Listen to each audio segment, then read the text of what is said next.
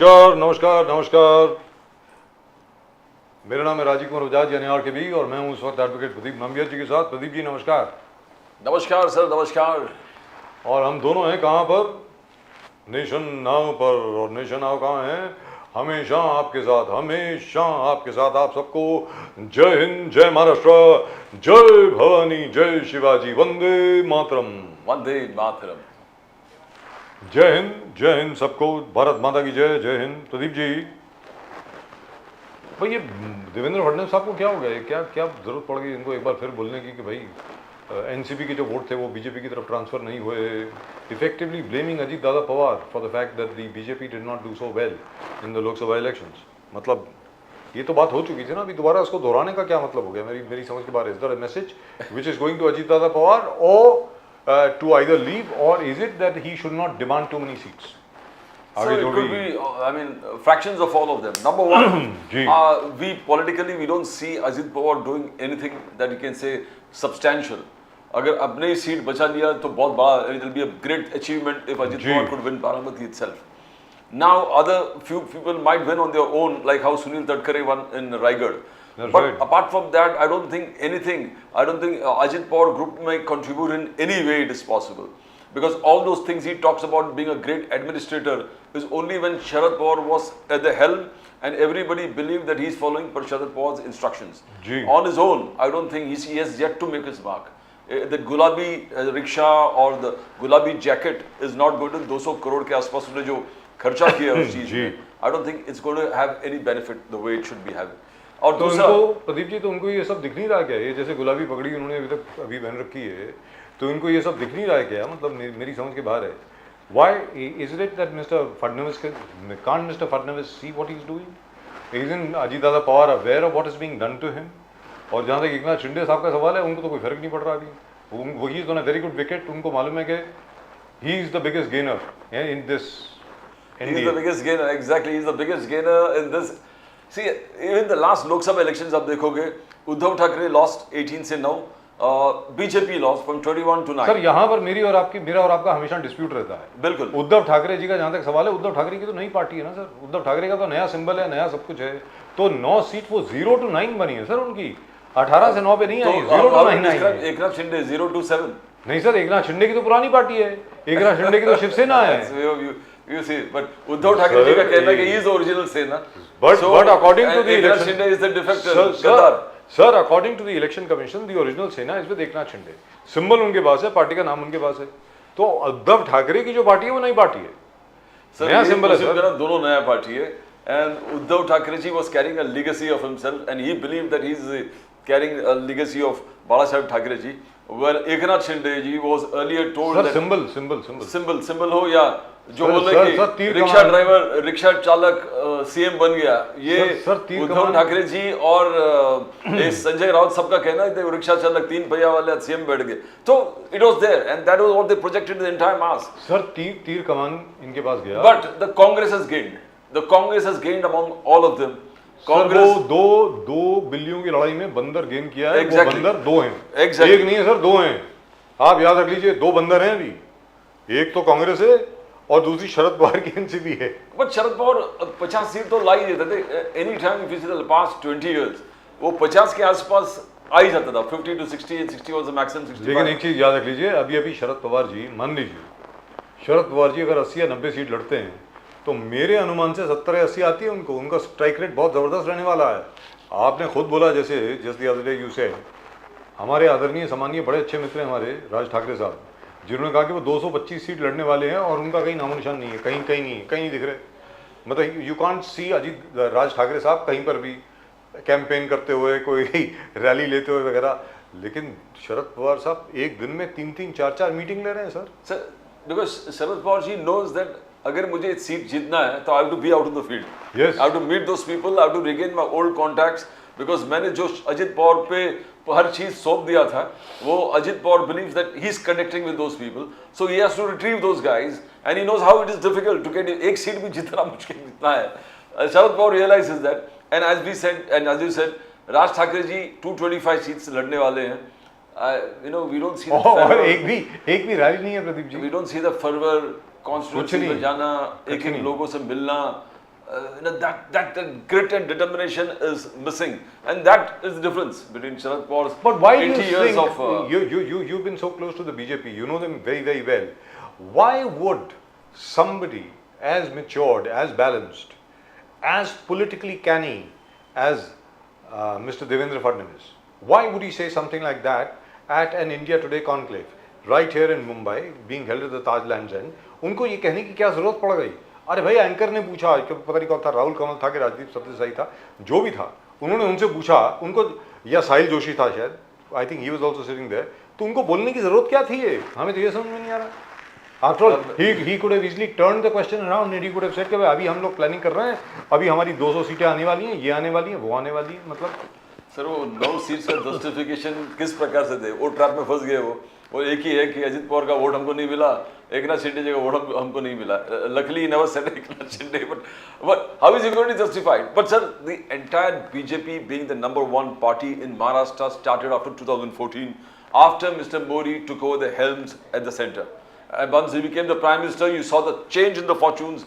BJP Maharashtra. पहले BJP Maharashtra was So do number you 4 party. see- Number 4 party जो tally आता पहले it would be Congress or the NCP, and say third Then would be third Shiv would Sena. always be Shiv Sena. Shiv Sena and fourth And would then be fourth BJP. would be BJP. And that was when Pramod Mahajan and Munde was in the helm, at the helm of affairs. And still they couldn't. It is only after the advent of Prime Minister Modi that you got a surge from So in 50 effect, to what you're saying, 100, double digit, triple digit. में so are पहली you bar. saying that the BJP is headed back to where it was pre-2014? I'm not saying that. All these experiments that he has conducted, Devendra Fadnavis, ultimately zeroes down to nothing. It is nothing. I mean, आपको देखोगे ये सब करने के बाद भी आप वो मैजिकल फिगर ऑफ 2014 में जो अचीव किया आप पहुंचे ही नहीं है. आप सोचे कि इनको ले लिया, उसको तोड़ के उधर से ले लिया, इसको. Initially you might arrive at some figure, but BJP has not gained. BJP as a party has not gained. It has gone down below the 2014 figures. So your only bet is Prime Minister Modi. Rest everything, जैसे सलमान खान के picture वो they say that he is a central figure and everything is put on as an addition that yeah ये central figure उसके साथ कुछ जोड़ दो. तो आपके आज भी But the main right thing now, is Prime Minister Modi है, but right- बाकी आप सब जोड़ दो उसके साथ. Pradeep ji, but right now even the incantatory potential of Mr. Modi has gone down. He has lost 63 seats. But he's still the #1 party, sir. He's Sir, still it the is Prime the number Minister. one party, certainly. He's still the Prime Minister. And but he has lost 63 seats. But you don't have anybody else. He is still the best Oh, bet. no, I'm talking If you about want to something else. transform BJP in Maharashtra, it is not because you get Narayan Rani that you're going to get vote. It's not because you got Kripa Shankar in or you got some other leaders from here and there. They're going to get you all the votes. They're not going to get you the votes. In fact, those people, Ashok Chauhan and all whom you have bought, they have lost Do the you elections. think BJP still has a chance to make a comeback? in Sir, Maharashtra? again, as I say, if the focus is Prime Minister Modi, you got a chance in Maharashtra. But if you believe that Narayan Tuturani will get you the votes, or if you believe that Ashok Chauhan will get you the votes, or I if you think it's believe too Kripa late. Shankar will get you the Uttar Bharatiya votes, you are living in a fool's paradise. मुझे ऐसा लगता है sir, very frankly speaking, it is now too late. भले अगर यहाँ पर मैं कहता हूँ मोदी जी अगर कैंप भी कर लें ना यहाँ पे अगले 60 दिन के लिए, जब भी चुनाव होते हैं, मुझे नहीं लगता कि मोदी जी भी कुछ कर पाएंगे, क्योंकि इन लोगों ने इतना डैमेज कर दिया यहाँ पे भारतीय जनता पार्टी को कि मुझे नहीं लगता आप किसी के बस की बात है, very frankly speaking, unless and until Modi ji performs a miracle. That is, अभी जैसे टेररिज्म के इंसिडेंट हो रहे हैं वगैरह वगैरह, अगर मोदी जी ने अटैक कर दिया पाकिस्तान पे, अगर कुछ और ऐसा कुछ कर दिया तो फिर अलग बात है.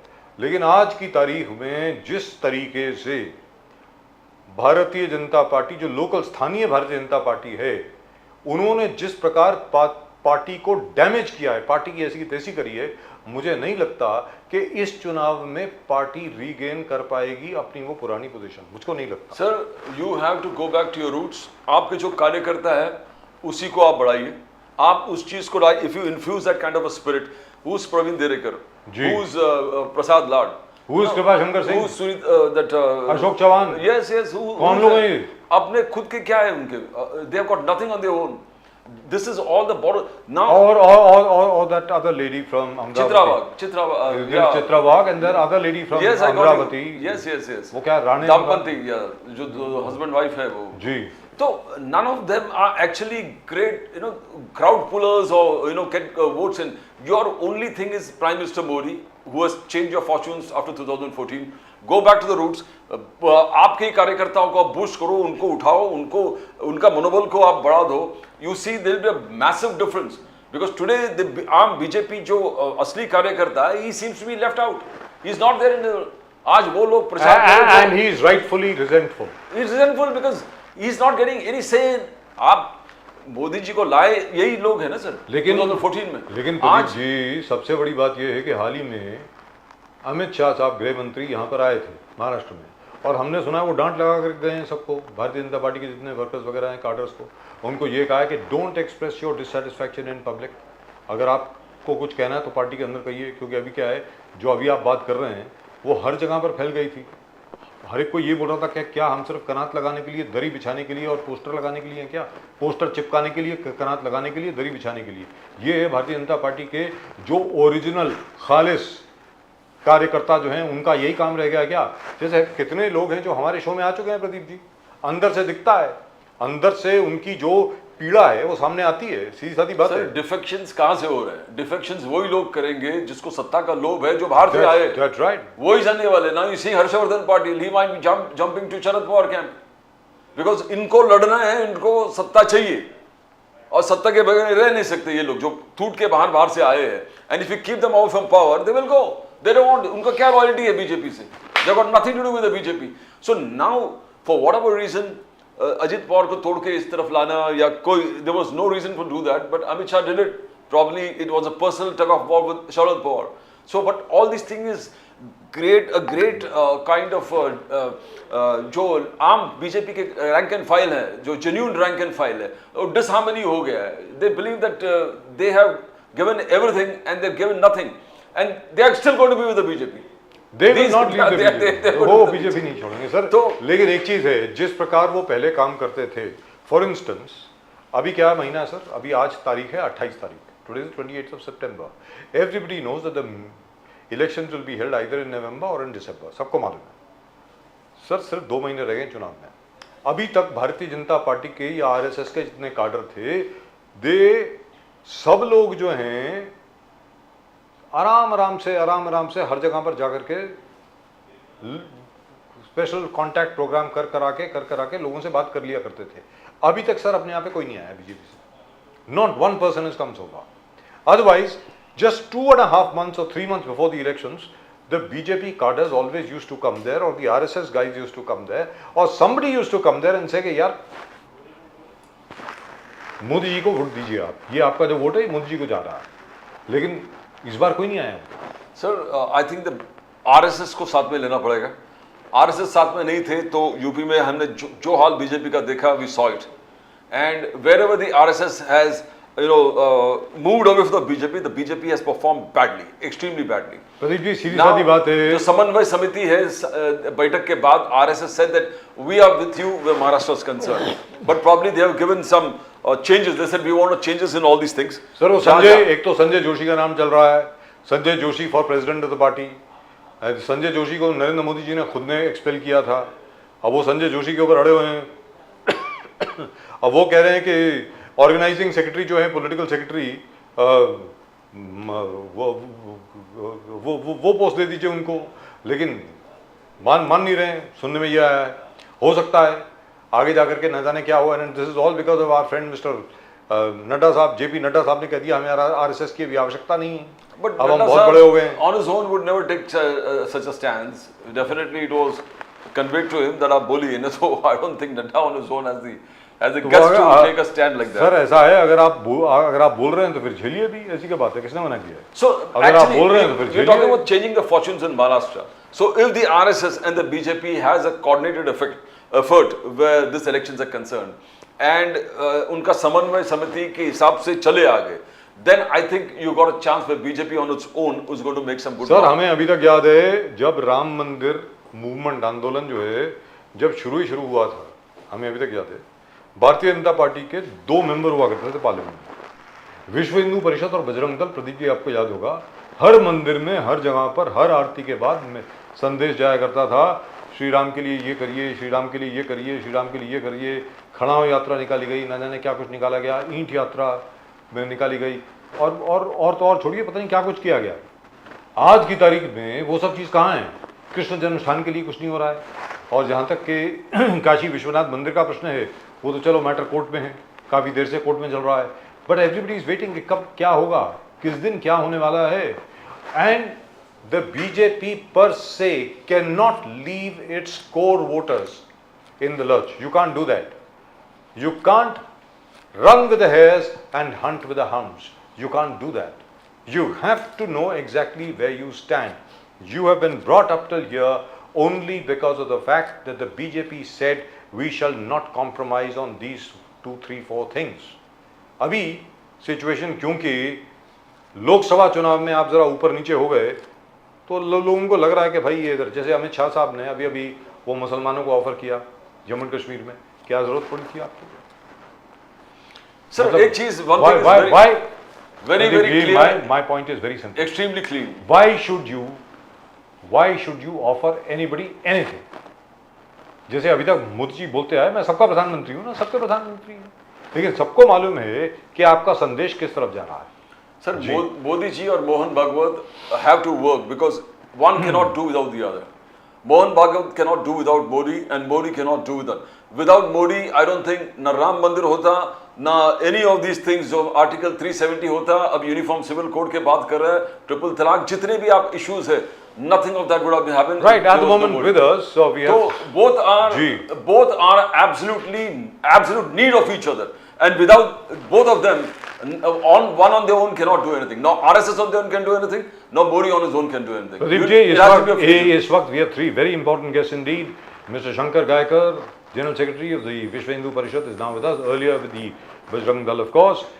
Mr. Dhone, Dr. Sudhir Dhone from Akola of the Indian National Congress, and Mr. Mukesh Gandhi of the NCP, Ajit Dada Pawar Group. All 3 gentlemen are with us. Shankar Gaikar जी, जय बजरंगबली, कैसे हैं सर? जय सिया राम। बिल्कुल बढ़िया, बिल्कुल बढ़िया, बिल्कुल जय सिया राम सर, जय सिया राम, हर हर महादेव, जय श्री राम, हर हर महादेव। ढोने साहब, हर हर महादेव। ढोने साहब कैसे हैं? बस सब ठीक है। जय हिंद, जय महाराष्ट्र, जय भवानी, जय शिवाजी। और जननायक मुबारक हो। जननायक में हम भी मॉनिटर कर रहे हैं जननायक जी को। वंदे मातरम सर, वंदे मातरम। और मुकेश गांधी साहब, always a pleasure to see you sir. Mukesh Gandhi साहब कैसे हैं? यस सर, सब खैरियत है? बढ़िया ना, एकदम आनंद। I hope you are keeping a very close watch on your neighbor, Mr. Ambani. Ambani साहब का हाल ठीक है ना? हाँ जी, हाँ जी। गांधी साहब गुलाबी जैकेट हम लोग पहने हैं, आपने गुलाबी जैकेट भूल गए अजित पवार जी के। जी जी सर। हमने गुलाबी दिल रखा है।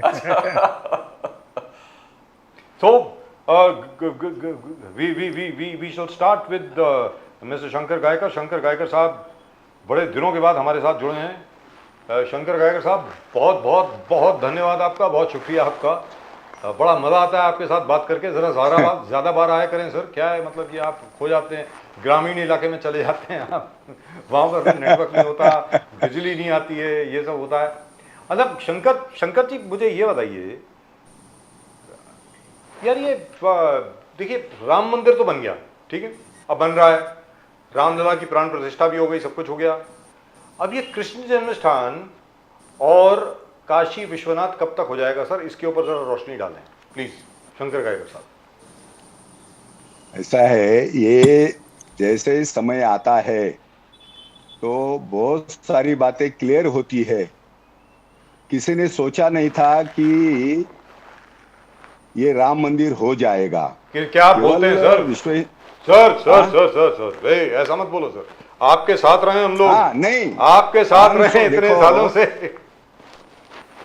जी बोलिए। ऐसा है बजिया साहब, 500 साल का इंतजार ये समाज ने देखा है। राम जी को 14 साल का वनवास देखना पड़ा जी। हिंदू समाज को 500 साल तकलीफें झेलनी पड़ी, गोलियां झेलनी पड़ी, लाठियां झेलनी पड़ी। उसके बाद में ये सहज रूप से राम जी प्राप्त नहीं हुए हैं। हिंदू समाज को काफी तकलीफ उठानी पड़ी, तपस्या करनी पड़ी, और सारे पार्टी पक्ष को एक साथ स्वर में स्वर मिलाना पड़ा। राम जी के प्रति सभी का भाव जब एकत्रित आया, तब जाकर, इसलिए मैंने कहा बलिदान के आधार पर, तपस्या के आधार पर, साधना के आधार पर ये राम जी का मंदिर खड़ा हुआ है। और केवल मंदिर खड़ा नहीं हुआ, तो हर एक हिंदू के मन में जो हिंदुत्व का गर्व होना चाहिए था, वो गर्व भी आ गया। और उसी के कारण आपने देखा होगा, सारे पक्ष पार्टी जो है वो भी राम जी को पूजने लगे। जो राम जी के बारे में उसकी परिचय मांगते थे कि राम हुए कि नहीं हुए, ये परिचय मांगने वाले भी राम जी को पूजने लगे, राम जी के चरणों में जाने लगे। आपने देखा होगा, टीका, तिलक, जनेऊ, धोती, चोटी सब करने लगे। ये राम जी का प्रताप है। जब राम जी अवतारित होते हैं तो आप देख सकते हैं, उसी प्रकार से भगवान श्री कृष्ण की जो जन्मभूमि जो है, भगवान काशीनाथ जी जो है, वो भी शिव जी का अवतार जो है वो प्रकट होने वाला है। भगवान श्री कृष्ण आने वाले हैं बिल्कुल बहुत करीब। बहुत जब जब हिंदू समाज संकल्प लेता है तो उसका संकल्प कभी खाली नहीं जाता है। गायकर साहब, आपको लग रहा है ये जो लड्डू, तिरुपति लड्डू वाला जो इश्यू है, क्या सनातन धर्म पर हमला है? क्या ये सोची समझी एक साजिश है कि उस लड्डू में किस प्रकार से अलग अलग चीज का प्राप्त होना, और क्या सरकार तब के सरकार डेलिबरेटली ये किए या वो इसमें शामिल है एक सनातन धर्म पे हमला? आप कैसे देखते हो इसको गायकर साहब? ये लड्डू का मामला केवल लड्डू का मामला नहीं है, ये हिंदू समाज को अपमानित करने का ये काम, ये जो लेफ्टिस्ट है, जो वहां की सरकारें है, एक विचारधारा ऐसी इस देश में चली है। ये ऐसे विचारधारों ने जानबूझकर, वो केवल लड्डू का ही विषय नहीं, वहां के कर्मचारी भी क्रिश्चियन है। तो हमने अभी मांग रखी है कि ये इस प्रकार का अभी सारे मंदिर ये सरकार के जो अधीन है वो हिंदू समाज को सौंपना चाहिए। और ये इतना बड़ा, ये केवल हिंदू समाज का अपमान नहीं, इस सनातन धरोहर का अपमान है, ये संस्कृति का अपमान है। जो लाखों लोग तिरुपति जाकर भगवान का चरण स्पर्श करते, दर्शन लेने के लिए लालायित है, और इसमें छोटे मोटे नहीं, सारे समाज का ये अपमान वहां पर हुआ है। और जिस प्रकार से पिछले सरकार ने जो किया है, इसी प्रकार का ये अभी उजागर हुआ है।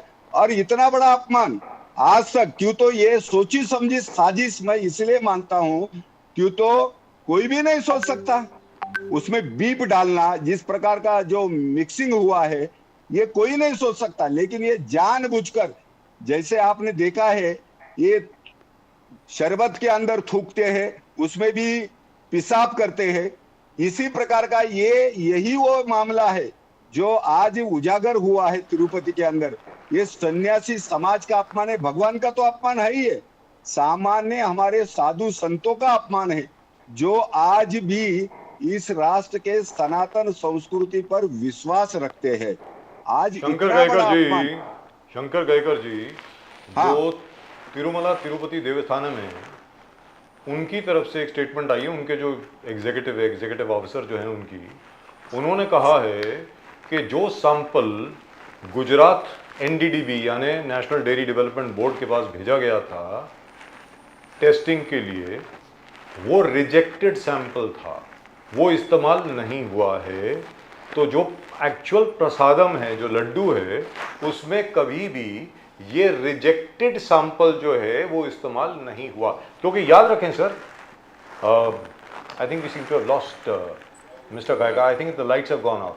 गायकर साहब, आपको मेरी आवाज आ रही है? आ रही जी, लेकिन आपकी शक्ल नहीं दिख रही मुझको। वो कहते हैं कि लड्डू कभी नहीं भेजा गया टेस्टिंग के लिए, सिर्फ घी भेजा गया था।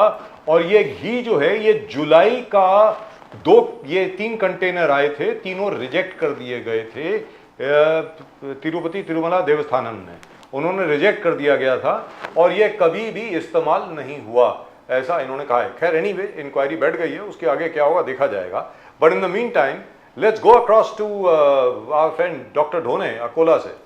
डॉक्टर ढोने साहब, ये तिरुपति का जो मैटर है ये कितना आगे बढ़ेगा सर, आपको क्या लग रहा है, बताएं जरा डॉक्टर ढोनी। नहीं नहीं, ऐसा है, सबसे पहले तो मैं गायकर साहब से बताना चाहता हूँ। गायकर साहब, सर जरा जोर से बोलें प्लीज। गायकर साहब प्रणाम। प्रणाम प्रणाम प्रणाम। प्रणाम प्रणाम। देखिए गायकर साहब, जो विश्व हिंदू परिषद है और बजरंग दल है, इनके बारे में हमारे दिल में ये भावना है कि इन्होंने बहुत मेहनत की, इन्होंने तपश्चर्या की है और हाँ। उसका बेनिफिट वो जो है भाजपा उठा रही है। आप जो ईमानदारी से करते हैं, विश्व हिंदू परिषद और बजरंग दल वाले जो भी उनका मुद्दा है, विचारधारा, देखिए हम तो आपके विचारधारा से के साथ में नहीं है, लेकिन हम आपके प्रति हमारा आदर इसलिए है कि आपने पूरे ईमानदारी से काम किया है, लोगों को जागरूक करने का काम किया है, लेकिन उसका बेनिफिट बीजेपी वाले उठा रहे हैं। तो देखिए विश्व हिंदू परिषद हो या बजरंग दल हो, उनके बारे में हिंदू लोगों के दिल में एक भावना रहती है कि भाई ये समाज का मुद्दा उठाते हैं, लेकिन आप ऐसा भी सोचते जाइए कि हमको कोई पार्टी से लेना देना, सभी पार्टियां हमारी हैं, सभी हिंदू, सभी पार्टी में रहने वाले हिंदू हमारे हैं। ये आपकी सोच अगर है तो सभी आपको मानेंगे। एक बात आपने जो बोला कि क्रिश्चियन वहाँ पे है वो मंदिर में, तो देखिए इसका तो कोई भी विरोध करेगा अगर लड्डुओं में वो ये जो मिलावट हो रही है जी। और बीफ की चर्बी वगैरह जो बीफ भी चालो मिल रहा है या उसमें, पोर्क, दोनों में से कुछ तो भी। ये तो कोई भी हिंदू उसके खिलाफ में रहेगा। जी। वो कांग्रेस में हो, भाजपा में हो, शिवसेना में हो, राष्ट्रवादी में हो, सभी लोग हैं। जो नॉनवेज खाने वाला हिंदू है वो भी नवरात्रि में खाएगा नहीं, गणपति खाएगा। जब रहते घर में खाएगा नहीं, नहीं। कुछ दिन त्योहार रहते उस वक्त खाएगा नहीं। ये सब लोग, देखो कांग्रेस में भी रहने वाले लोग भगवान को मानते हैं। आपको एक उदाहरण बताता हूँ, ऐसा नहीं है कि कांग्रेस वाले लोग भगवान को नहीं मानते। नहीं, ऐसा किसने कहा? नहीं, आप सुनिए, ऐसा है कि कांग्रेस के लोग भी बहुत भाजपा के लोगों से ज़्यादा धार्मिक है। मैं आपको उदाहरण दे सकता हूँ। अशोकराव चौहान जो कांग्रेस के नेता थे, जब रामनवमी के दिन हमारे अकोला में आए थे तो उन्होंने बोले कि राम मंदिर कहाँ है, मुझे दर्शन के लिए जाना है। तो उस दिन हम अकोला में दर्शन के लिए गए राम मंदिर में, सब प्रेस फोटोग्राफर आ गए, मैं उनके बाजू में खड़ा था, वो दर्शन ले रहे थे, तो मैंने उनको एक धक्का दिया ऐसा। तो बोले अरे क्या कर रहे हो? मैंने बोला सब प्रेस फोटोग्राफर है, आप ज़रा उनको एक पोज चाहिए आपकी, तो आप ज़रा हाथ जोड़िए। और मैं थोड़ा सा पीछे हट गया कि आपकी भगवान दर्शन के लिए। देखो मेरे दिल में इतनी भावना नहीं होंगी भगवान के प्रति उस वक्त, उससे ज़्यादा अशोकराव चौहान की थी। तो सभी लोग, एक बार और बोलता, मैं दिल्ली में था, शनिवार का दिन था, तो रात को 10 बजे निकले और हम 11:30 बजे तक साथ में थे। तो वो बोले शनि मंदिर को तेल चढ़ाने का है। तो हम गए, एक मंदिर में गए, मंदिर बंद था। तो मैंने बोला साहब नमस्कार करो बाहर से, चलो भगवान को समझ में आता अपन ने नमस्कार किया। नहीं, बोले मुझे तेल ही चढ़ाने का है। जब तक मंदिर दिखा नहीं तो 11:15 बजे मंदिर मिला, उन्होंने तेल चढ़ाया। दिल्ली में एक मंदिर खुला था, तो तेल चढ़ाने के बाद आई। ये मैंने देखा है नज़दीक में, हम कांग्रेस के नेताओं के साथ रहते, नाना पटोले हो, बाला साहेब थोरात हो, अशोकराव चौहान हो, ये इतने धार्मिक है। अशोकराव चौहान साहब के पिताजी शंकरराव चौहान तो उनके घर में घंटा घंटा पूजा करते थे दिल्ली में। तो हम भी भगवान को मानते हैं। और ये जो मुद्दा हुआ तिरुपति में, तो इसका तो सब लोगों को दुख है, लेकिन आप इस बात को कांग्रेस से या लेफ्टिस्ट से मत जोड़िए। उसका कारण ऐसा है कि वो जगन रेड्डी जो है, कुछ लोगों ने फैलाया अभी ईसाई है, हो सकता है वो ईसाई होंगे, क्रिश्चियन होंगे, लेकिन जब वो पद पे बैठते तो उनको तो सब लोगों का ध्यान देना पड़ता है। तो वो कोई खुद तो उनका कुछ रहता नहीं। आप बोले मंदिर में ईसाई भी कर्मचारी रखते हैं, कर्मचारी होंगे, कुछ अकाउंटिंग का काम करने वाला होगा, कोई क्लरिकल का काम करने वाला होगा, कुछ एडमिनिस्ट्रेशन का काम करने वाला हो सकता है मंदिर में, लेकिन मस्जिद में ये कर्मचारी है नहीं, वो चर्च में ये कर्मचारी है। तो ये किसकी डॉक्टर गलती साहब, है? ये गलती देखो, किसकी है? मैं नहीं, विरोध तो नहीं देखिए करता सर, हूँ। नहीं, अगर सुनिए, समानता की सुनिए। बात होती है, जिसकी नहीं, वो शुद्धता की बात होती है, नहीं, आप जो उस भगवान को मानते नहीं है उसको आप वहां पर ड्यूटी पे रखोगे, उसको काम पर रखोगे, ये कहाँ तक उचित है? ये मुझे बताइए ना। नहीं, मुझे मालूम नहीं है कि ऐसे थे। आपने बोला, नहीं, दोनों साहब ये सही बोल रहे हैं। दोनों साहब थोड़ा उस पर, दोनों साहब थोड़ा रोशनी डालिए। कोई मस्जिद में कोई हिंदू काम करते हैं या कोई चर्च में कोई हिंदू को काम करने के लिए रखते हैं, इस नहीं, मैं ये बोलूंगा कि हिंदू धर्म की क्या है, सबसे बड़ी हिंदू धर्म की जो शिकवन है, जो ये है कि भाई वसुधैव कुटुंबकम, पूरी दुनिया अपना एक कुटुंब है। मतलब हिंदुस्तान धर्मशाला है। जो मर्जी नहीं, आ सब जाए, दुनिया, हमारी सब ऐसी की तैसी दुनिया। करके चला जाए, नहीं कहने का नहीं मतलब ये नहीं, हुआ। सुनिए सुनिए, बोलिए सिर्फ सर, भारत बोलिए। भारत पाकिस्तान नहीं, पूरी दुनिया, जी। पूरी वसुंधरा, एक कुटुंब है ये हिंदू धर्म की, जो शिकवण बोलेंगे उसको है कि भाई आपको बताया गया है हिंदू धर्म बहुत महान धर्म है और हमको सबको साथ में लेके चलने की बात है। बट दोनों और साहब एक गायकर चीज, साहब सुनिए सुनिए, हाँ। गायकर साहब, हम क्यों मुसलमानों का आदर्श क्यों रखेंगे? मुसलमानों ने हमारा आदर्श रखने को ना। आप विश्व हिंदू परिषद की बात करते हैं, इसमें नाम है विश्व हिंदू परिषद, पूरे दुनिया के हिंदू। तो आप ऐसा बताओ कि ये देखिए हम हिंदू, हम कितने सहिष्णु हैं, हम कितना, हमारा बड़ा दिल है ये कि भाई- सहिष्णुता तो देखो डॉक्टर साहब, ये सहिष्णुता का ही भोग हम भोग रहे हैं, बराबर है। नहीं, नहीं, आप सुनिए। अभी एक बात, आपका ही नेता बोलता है कि मैं भारत माता की जय नहीं बोलूंगा। ये किसने भारत बोला? माता कौन होती है? नहीं, ये हाँ, ये नहीं, जो नहीं, ये कांग्रेस की नहीं, लाइन नहीं, है नहीं, क्या? गलत बात है, गलत बात है गायकर साहब। नहीं नहीं गायकर नहीं नहीं, साहब, आप नहीं, अपने नहीं, नेताओं नहीं, को, नहीं, सुनिए, राहुल सुनिए, गांधी को सुनिए। पूछिए ना, वो नहीं, नहीं, नहीं, सुनिए, जिसने राहुल, नहीं, जिसके नहीं, ऊपर वो पले हैं, बड़े नहीं, हैं, सुनिए, सुनिए, जिसके हाँ। आज तक 65 साल, देखो डॉक्टर साहब, मेरा आपका विरोध नहीं कर रहा हूं। मेरे मन में, हिंदुस्तान के हर व्यक्ति के, आपके भी मन में दुख होगा अगर जिस भारत माता को आजाद करने के लिए केवल विश्व हिंदू परिषद नहीं, विश्व हिंदू परिषद तब था भी नहीं, जिस संघ ने नहीं, गायकर या साहब, आप गायकर साहब। कांग्रेस ने जो बलिदान नहीं, दिया नहीं, है, वो नहीं, भारत ठीक माता है। को आप ये पूछ रहे हैं नहीं, नहीं, भारत सुनिए, माता सुनिए। कौन है? नहीं, नहीं, नहीं, नहीं, नहीं, सुनिए, सुनिए गायकर साहब, अब मेरी आवाज आ रही गायकर साहब?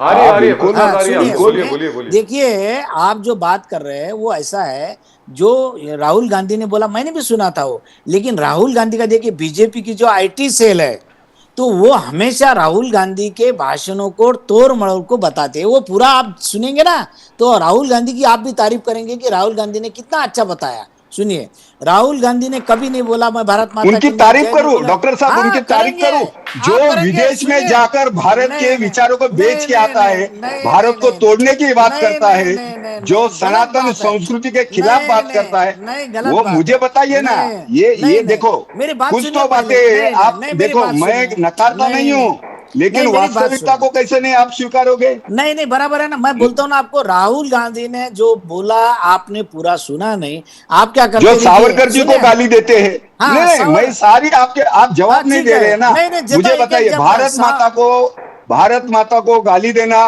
राम को नहीं स्वीकारना, आज मुझे बताइए, कांग्रेस का सारा जो नेतृत्व वर्ग है, वो आज भी दिग्विजय से लेकर इतना नहीं, बड़ा नहीं, तो व्यक्ति दूसरा कोई नहीं है नहीं। जो राम को ये बोलते हैं कि राम जी का सर्टिफिकेट लाइए, भारत माता नहीं। की जय नहीं बोलेंगे, नहीं, नहीं, वंदे सुनिए, मातरम सुनिए। क्यों कहेंगे? नहीं नहीं नहीं, सुनिए, मेरा सुनिए, सुनिए। मेरा नहीं, केवल नहीं, नहीं, नहीं। मैं बीजेपी नहीं। की बात नहीं करता हूँ नहीं डॉक्टर नहीं, साहब। सुनिए सुनिए सुनिए सुनिए, आप देखिए, आप है ना, जो आपने जो वीडियो देखा है वो अधूरा देखा है। मैं आपको एक दो, आप जरा 2 मिनट सुनिए, आपके मुझे सब मालूम पड़ा कि आपके दिल में क्या भावना है। तो मैं आपको इतने बोलूंगा कि आपकी जो नहीं, मैं भावना आपके है, दिल की बात कर रहा हूँ डॉक्टर साहब, नहीं, मेरे मेरे में दिल की देखिए, बात नहीं कर रहा। ये आपको भी चोट लगी है, नहीं, कांग्रेस नहीं, का नहीं, नहीं, नहीं, हमको चोट इसमें राष्ट्र सुनिए। को आजाद करने में मैं ये मानता हूँ, लेकिन नहीं, ये मेरी बात बात- को जब इस अरे प्रकार से लिया जाता शंकर है, गायकर जब साहब, भाषण में डॉक्टर साहब को बोलने तो नहीं, दो।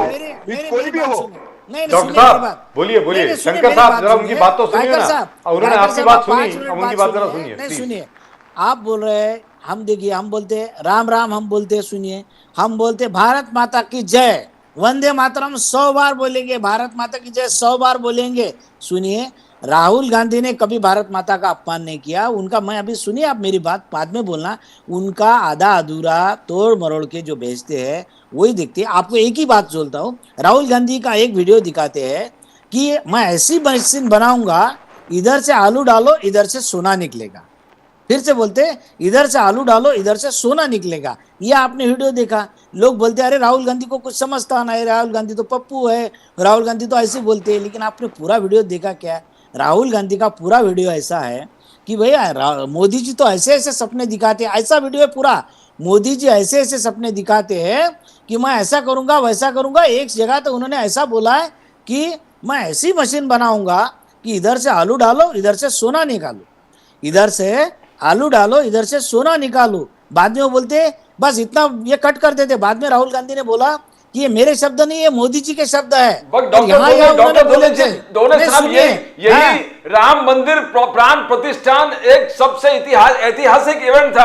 राहुल गांधी जी ने कहा यह मोदी अंबानी का इवेंट है, गरीब लोगों को वहां पर था ही नहीं, गरीब किसी गरीब का इवेंट, तो ये क्या ठीक था? नहीं सुनिए, हम हिंदू धर्म के सबसे बड़े गुरु कौन है? शंकराचार्य जी। तो शंकराचार्य और हमारे धर्म में लिखा हुआ है कि ये जो महीना रहता है ये अपवित्र है, अच्छे काम नहीं कर सकते। इनको लोकसभा का अडानी अंबानी बोले, अडानी अंबानी का इवेंट है। इनको लोकसभा का चुनाव देखते हुए उन्होंने 22 जनवरी को उन्होंने ये किया। 22 जनवरी को कोई मुहूर्त नहीं था, कोई अच्छा मुहूर्त नहीं था, वो महीने में अच्छे काम नहीं करते। शंकराचार्य ने विरोध किया था, मंदिर अधूरा था, अधूरे मंदिर की प्राण प्रतिष्ठा। ये बात तो हो चुकी है ना सर। एक छोटी सी चीज, gentleman one second gentleman, we are not going in any direction at all. Shankar Kayakar sahab 1 minute, ढोने साहब 1 मिनट। अभी तक मुकेश गांधी साहब ने एक शब्द भी नहीं बोला है, मैं उनके पास जरूर जाना चाहूंगा। मैं आपसे जानना चाहता हूं, अरे ढोने साहब और शंकर कायकर साहब और मुकेश गांधी साहब, सबसे पहले शंकर कायकर साहब, जिस चीज की आप जिक्र कर रहे हैं ना, जो एफिडेविट दिया था सरकार ने, उन्होंने एकदम वापस लिया। वो किसी उनके लीगल डिपार्टमेंट में वो कौन वकील थे कौन नहीं थे आपको भी मालूम है, मुझे भी मालूम है। उन्होंने जाकर के एफिडेविट फाइल किया कि राम का कोई अस्तित्व ही नहीं है। वो किसने फाइल किया था आपको मालूम है ना सर? राम सेतु को लेकर के जब हम लोगों ने, सब लोगों ने प्रोटेस्ट किया कि राम सेतु को आप कैसे तोड़ सकते हैं जी, तो दिस इज टेरेबल। अब आप बोले ढोने साहब, बोलिए। अब मैं बोलता हूँ आप जो बोल रहे हो वो एफिडेविट वैसा ही एफिडेविट बीजेपी के मोदी सरकार के मिनिस्टर ने भी दिया है। अभी दिया है, लीजिए जानकारी। अभी दिया है सर, अभी दिया है। फिर इसका क्या है? मोदी सरकार के मिनिस्टर ने दिया है कि राम सेतु के बारे में कोई प्रमाण उपलब्ध नहीं है, ये तो बीजेपी के मंत्री ने दिया है अभी। इसका क्या है? और एक बात बोलता हूँ, राम के बारे में जो बोला वो कपिल सिब्बल ने बोला। तो कपिल सिब्बल वो बाबरी मस्जिद एक्शन कमेटी के जो है उनके मुस्लिम समाज की तरफ से वकील थे। वो वकील सुनिए कोई जेटली, जो अरुण जेटली की लड़की या अरुण जेटली, ये दाऊद इब्राहिम के भी वकील रह सकते हैं। तो इसका मतलब ये नहीं कि वो दाऊद विजय माल्या के तो थे, विजय माल्या के थे, मगर राम जन्मभूमि, राम प्रतिष्ठा, प्राण प्रतिष्ठा। अरे we should go to Mukesh Gandhi साहब बोलते प्राण प्रतिष्ठा, प्राण प्रतिष्ठान में गरीबों को खासकर जो वहां पर थे, मोदी जी खुद फूल डालकर उनका सत्कार किया था। मगर राहुल गांधी जी कह रहे कोई गरीब वहां पर था ही नहीं, कोई गरीब था नहीं, अडानी अंबानी का इवेंट है। इसमें प्रॉब्लम हो रहा है। क्या वो अडानी अंबानी का इवेंट था? हमने देखा कि गरीब जो शिल्पकार थे उन पे मोदी जी फूल बरसा रहे थे, जो गरीब से गरीब कारीगर थे उन पे फूल बरसा रहे थे। सब बराबर है, बराबर। सुनिए वो आपने देखा होगा, मैंने खुद देखा, सचिन तेंदुलकर से लेके अमिताभ बच्चन से लेके आम पब्लिक में बैठे थे एक साइड में, वहां कौन और आपकी फेवरेट एमपी कंगना रनौत भी थी वहां पे, वो भी थी, वो सब थे। और वो एज ए गरीब के जैसे लगा रखा था उनको, अंदर एंट्री नहीं थी उनको। उस दिन वही गरीब लग रहे थे। सुनिए वो मोदी जी इतना गलत बोल रहे हो। कुछ तो आप पार्टी छोड़कर एक हिंदू इस नाते से बात करो। सुधीर जी, आप एक हिंदू इस नाते बहुत ज्यादा हो गया है। 1 मिनट शंकर जी, पर जिन लोगों ने राम जन्मभूमि का शिला पूजन शिलान्यास किसने किया मालूम है? हाँ, वो जिसने किया है वो किस तबके का आदमी है? बहुत छोटे तबके का आदमी है। आप ध्यान में रखिए। और आपने ये देखो, मैंने आपको अभी भी ये कहता हूँ, डिबेट को इधर उधर भटकाइए मत। मेरा कहना इतना ही है, हिंदू इस नाते से मैंने आपके सामने सवाल रखे। मेरा कहना इतना ही है, आपने कितना बड़ा अपमान किया। वहां पर केवल एक ही समाज के लोग थे, एक ही वर्ग के लोग थे। अरे सामान्य से सामान्य आदमी हमने 4,500-5,000 तो हो गया ना। अरे सर अब तो हो गया। नहीं, मैं बोल रहा हूँ आपको। अरे धोने साहब 1 second please, let's come back to the present. Mukesh Gandhi साहब, इतनी देर से आप दोनों की डिबेट सुन रहे हैं। मैं आपसे 2 सवाल पूछता हूं। पहले तिरुपति का जो लड्डू है उसके ऊपर जरा बात करें प्लीज, क्योंकि अभी तक जो इंफॉर्मेशन आई है, लड्डू की जांच नहीं हुई है, घी की जांच हुई है, याद रख लीजिए। और तिरुमला देवस्थानम की मैनेजमेंट कहती है कि जो वो घी था वो रिजेक्टेड सैंपल था जो बेचा गया। तो कहीं ऐसा तो नहीं है कि नायडू साहब क्योंकि मैनेजमेंट कमेटी को रिप्लेस करना चाहते हैं और सप्लायर्स को रिप्लेस करना चाहते हैं, इसलिए ये सब अभी सामने आ रहा है। नंबर 1। नंबर 2, आज की तारीख में सर, हाल ही में कल के परसों की बात है, आदरणीय सामान्य देवेंद्र फडणवीस साहब को क्या जरूरत पड़ गई ये बोलने की एक बार फिर इंडिया टुडे के कॉन्क्लेव में कि एनसीपी अजीत दादा पवार के वोट हम लोगों को ट्रांसफर नहीं हुए, बीजेपी को नहीं आए, ये क्या जरूरत पड़ गई सर? अब आप बोलें मुकेश गांधी साहब प्लीज। देखिए, आज सारे भारत के अंदर एक बहुत ही अलग प्रकार की परिस्थिति का निर्माण हो गया है जी। और ये परिस्थिति के निर्माण में लड्डू का इश्यू होगा, वकाफ बोर्ड का इश्यू होगा और अन्य इश्यू होंगे, जिसमें हिंदू मुसलमानों को बांटने की बातें अभी जो चल रही है वो अच्छी नहीं है। अभी कांग्रेस में हिंदू है या बीजेपी में हिंदू है, इसमें सनातनी है या उसमें सनातनी है, ये बात नहीं है। बेसिकली हमारा जो हिंदू सनातन धर्म है वो पहले से सर्वधर्म समभाव में मानने वाला धर्म है और हमेशा भगवत गीता में भी श्री कृष्ण भगवान ने भी, योगेश्वर कृष्ण ने भी यही कहा है कि परित्राणाय साधूनाम विनाशाय च दुष्कृताम धर्म संस्थापनार्थाय संभवामि युगे युगे। माने साधुओं की रक्षा करने के लिए, दुष्टों का संहार करने के लिए और नव संस्कृति का, देश का निर्माण करने के लिए मैं देश में जन्म लेता हूं। अभी कृष्ण एक दिव्य पुरुष है, एक भगवान है, वो हो गए, पर आज के युग के अंदर जो भी अच्छे महान लोग होते हैं वो लोगों का काम यही है कि सज्जनों का रक्षण करो और दुष्टों का विनाश करो। अभी तिरुमाला देवस्थान तिरुपति मंदिर में अगर ये जिसने भी भ्रष्टाचार किया है और लड्डू का इश्यू बनाया है, जगन रेड्डी के बारे में मुझे पूरी माहिती है कि because of his Congress culture, his father's Congress culture, और he was very much interested in conversion of the Hindus into Christians in the Andhra areas, वो फैक्ट है। और दूसरा क्या है कि वहां के हैदराबाद और तेलंगाना के लोगों को मैं पहचानता हूं बड़ी तादाद में कि उनका बहुत बड़ा विरोध था और उनका इलेक्शन हारने का कारण भी यही है।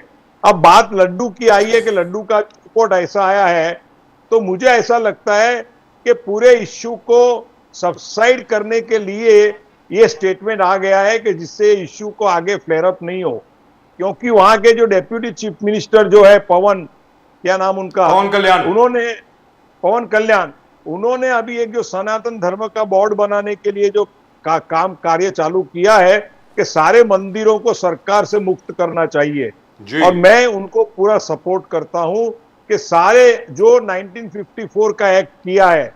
देखिए, एक बात तो आप लोग को स्वीकार करनी पड़ेगी हमारे हिंदुस्तान के इतिहास से कि हिंदुस्तान आजाद होने के लिए इस देश का बंटवारा किया, तब से लेकर के आज तक हमारे देश में हिंदू और मुसलमानों का विवाद चल रहा है और हमारा लाखों करोड़ों रुपया, अरबों रुपया हमारी बॉर्डरों को संभालने के लिए करता है। पाकिस्तान के आतंकवाद को भी दूर करने का प्रयत्न करना पड़ता है।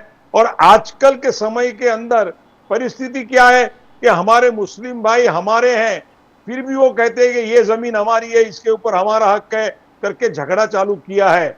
और भले सरकार ने वक्फ बोर्ड, एक ट्रस्ट को, एक इंस्टीट्यूट को, उसका जो उसके बारे में जो कुछ फरियाद आई है, मुसलमानों से भी आई है, हिंदुओं से तो आई है पर मुसलमानों से भी आई है, तो उसका निराकरण, उसका सॉल्यूशन लाने के लिए उन्होंने कुछ काम किया है। पर अभी उसके ऊपर भी हिंदू मुसलमानों का बहुत बड़ा विवाद हो रहा है। मुकेश गांधी साहब, मेरी बात सुनिए, मेरी बात सुनिए सर। मुझे ऐसा लगता है कि अभी नरेंद्र मोदी जी भी बहुत सिस्टमेटिकली, शांति से हिंदू मुसलमानों में बवाल न हो जाए, इसलिए नरेंद्र मोदी और अमित शाह जी के मुंह से भी कोई प्रकार का ऐसा स्टेटमेंट नहीं आता है। बाकी आज जिस तरह से मुसलमान नेता हैं और जिस तरह से कांग्रेस के अलग अलग लीडर जो एंटी सनातनी और हिंदू का प्रचार कर रहे हैं और उनको समर्थन कर रहे हैं ना, तो मुझे लगता है कि इसमें देश में आगे जाके कोई सिविल वॉर की पोजीशन ना हो। मुकेश गांधी साहब, आज कल में ही जो हम लोग इश्यू अभी बात कर रहे थे गायकर साहब से और धोने साहब से, यही तो राहुल गांधी जी ने आज कल में ही कहा कि जो राम मंदिर प्राण प्रतिष्ठान जो ऐतिहासिक एक इवेंट था इस देश के लिए, पूरी दुनिया के लिए, वो अडानी अंबानी इवेंट था, वो गरीबों का इवेंट नहीं था। तो आपने इस चीज को बहुत गहराई से देखा है मुकेश गांधी साहब, आपका इंडिपेंडेंट व्यू क्या है? क्या ये गरीबों का इवेंट नहीं था, ये अडानी अंबानी का इवेंट था? राम मंदिर गरीबों का नहीं, हजारों शहीदों के लिए भी ये इवेंट था। राम मंदिर के नाम पे गांव गांव से राम नाम की ईंट लेकर के लाखों करोड़ों हिंदुओं ने ये राम मंदिर में अपना कंट्रीब्यूशन दिया है और वो राम मंदिर बना है। और एक फंक्शन, सेरिमोनियल फंक्शन के अंदर जो प्रोमिनेंट पर्सनालिटी है वो थोड़ी हाईलाइट हो जाती है, लोगों को भी देखने में इंटरेस्ट होता है। इसका मतलब नहीं था कि वहां गरीबों नहीं थे, गरीबों का जाकर के उन्होंने पूजन किया है मोदी जी ने। और योगी जी तो पहले ही गरीबों के मसीहा है, उन्होंने काम किया है कितना वहां के लोगों के लिए। आज कांग्रेस का एक ग्लोबल प्रचार जो एंटी सनातन और एंटी राम मंदिर के ऊपर है, और मैं तो शंकराचार्य जी को भी मिला हूं द्वारिका के, और मैंने उनको भी कहा था कि आपने ये बात गलत कही है। अगर जब मुसलमानों के अंदर जब बाबरी मस्जिद का इश्यू आया, आज भी ओवैसी कहता है कि हमारे से ये मस्जिद छीनी गई है, हमारे से मस्जिद ली गई है, और आज भी वो कहते हैं कि हमने मान लिया सुप्रीम कोर्ट का चुकादा। सर आजाद देश है। आगे हम सर कोई कुछ भी कह सकता है, उसमें क्या है? कोई कुछ भी कह सकता है, उसमें क्या है सर? ऐसी क्या बात है? लेकिन मुकेश गांधी साहब ये तो बता दीजिए कि देवेंद्र फडणवीस जी को अजीत दादा पवार के खिलाफ ये सब कहने की आवश्यकता क्या पड़ गई? सर अजीत दादा पे आता हूं, पहले विषय को पूरा कीजिए, क्योंकि हिंदू धर्म के ये विषय अंदर पूरा होने वाला नहीं है। ये वाला विषय जो है ये अगले 10 साल के लिए भी डिस्कस करें तो नहीं होगा पूरा। नहीं, मैं आपको कंक्लूडिंग सेंटेंस मेरा हिंदू धर्म के और ये जो विवाद मैं चाहता हूँ कि आपके माध्यम से मैं अपील कर रहा हूं कि अभी हिंदुस्तान में हिंदू मुसलमान भाइयों को समझदारी से एक दूसरे के प्रति वफाई रख के और सब प्रेम का, स्नेह का संपादन करके अभी भाईचारा बढ़ाना चाहिए और देश की प्रगति करनी चाहिए जी। और जो हमारा टारगेट है थर्ड इकोनॉमी बनने का, उसको पूरा करके देश सर को वो तो समृद्ध अचीव हो बनाना जाएगा, उसकी कोई टेंशन नहीं है। हाँ, अब ये बताइए ये टेंशन क्यों क्रिएट कर रहे हैं बीजेपी वाले एनसीपी को लेके? सर आप तो कांग्रेस का काम आसान कर रहे हैं, वो तो बिल्कुल रास्ता साफ कर दिया आपने कांग्रेस का महाराष्ट्र में।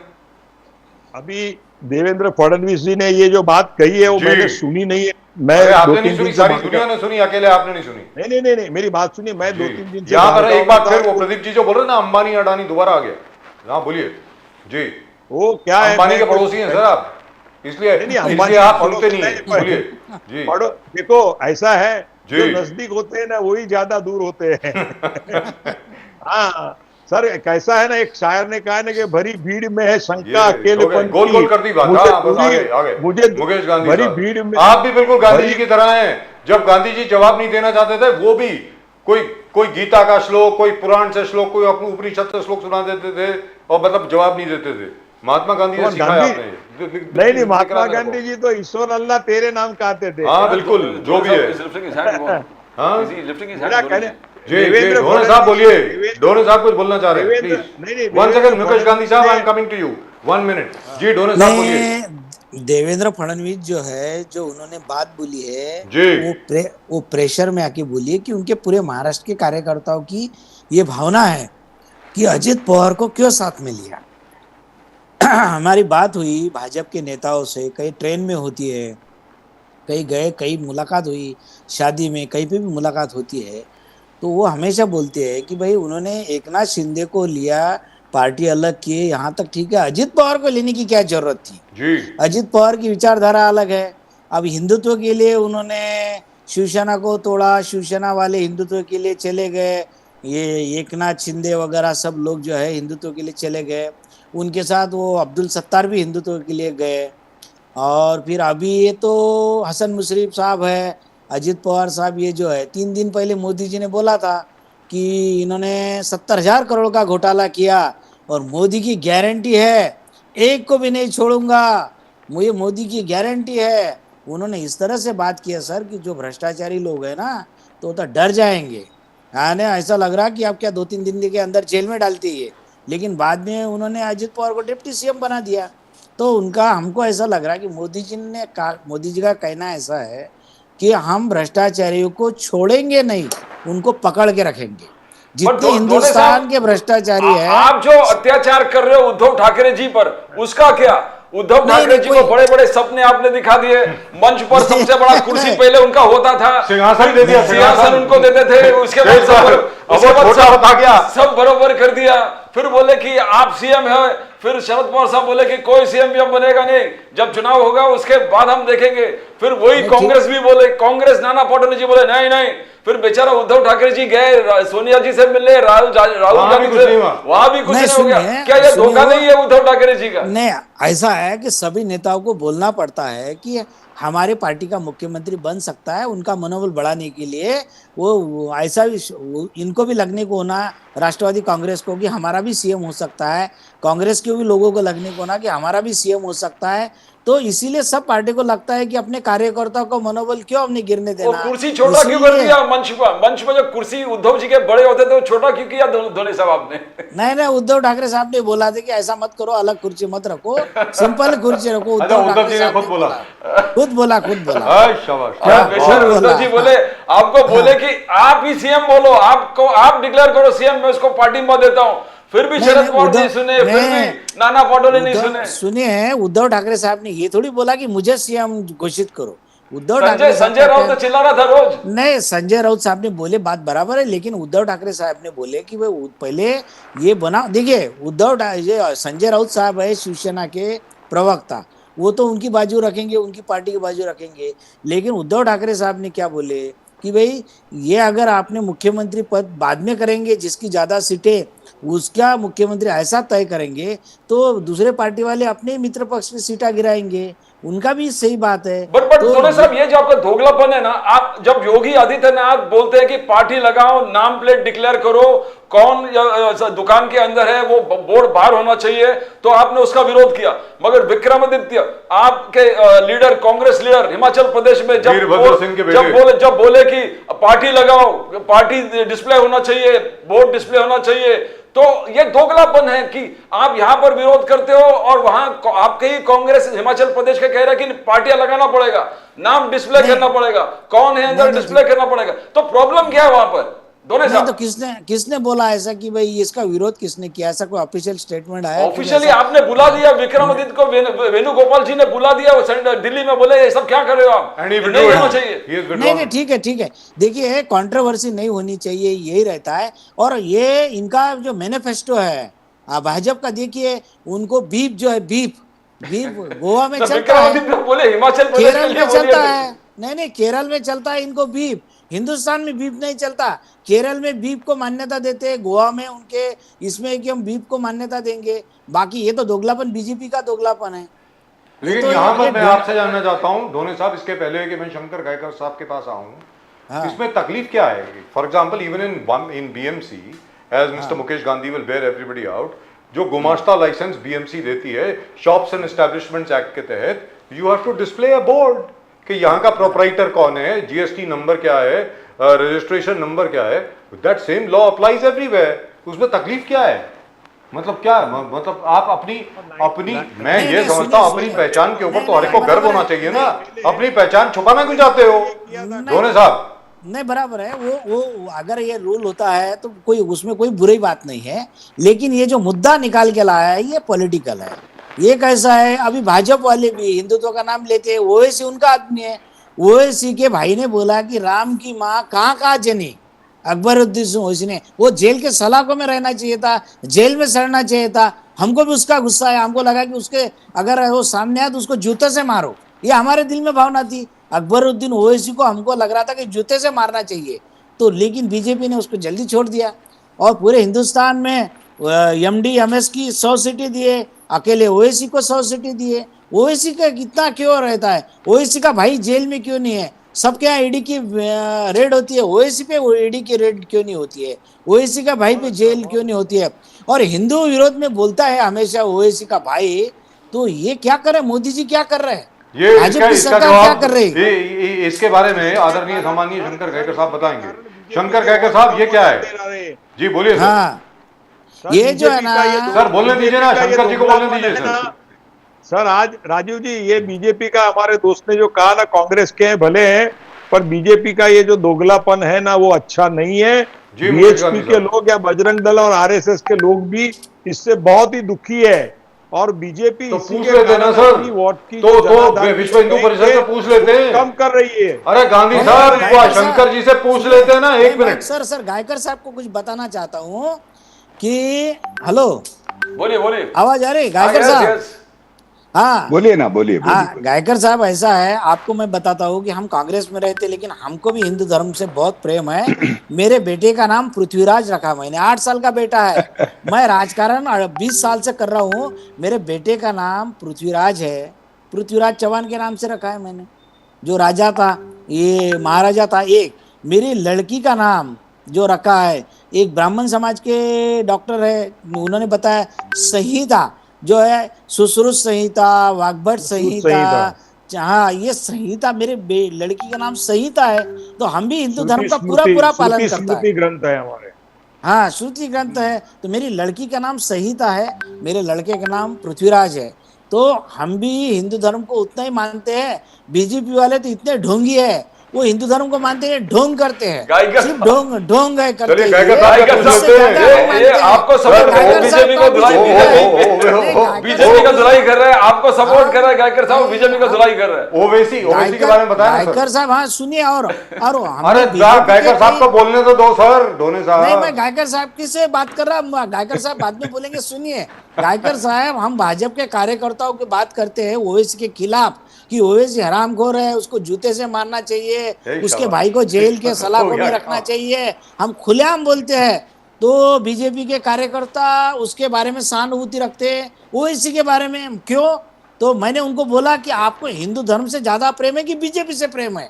अगर आपको हिंदू धर्म से प्रेम है तो आपको ओवैसी का गुस्सा आना चाहिए, ओवैसी के खिलाफ आपके दिल में भावना रहनी चाहिए। इतना कट्टरपंथी आदमी जो मुसलमानों को भड़काता है, जो हिंदू धर्म के खिलाफ बोलता है, उसके बारे में बीजेपी के नेताओं छोड़ो, कार्यकर्ताओं के दिल में भी सहानुभूति है। इसका मतलब आपके दिल में हिंदू धर्म के लिए कोई प्रेम नहीं, आपके दिल में ढोंग है, ढोंग।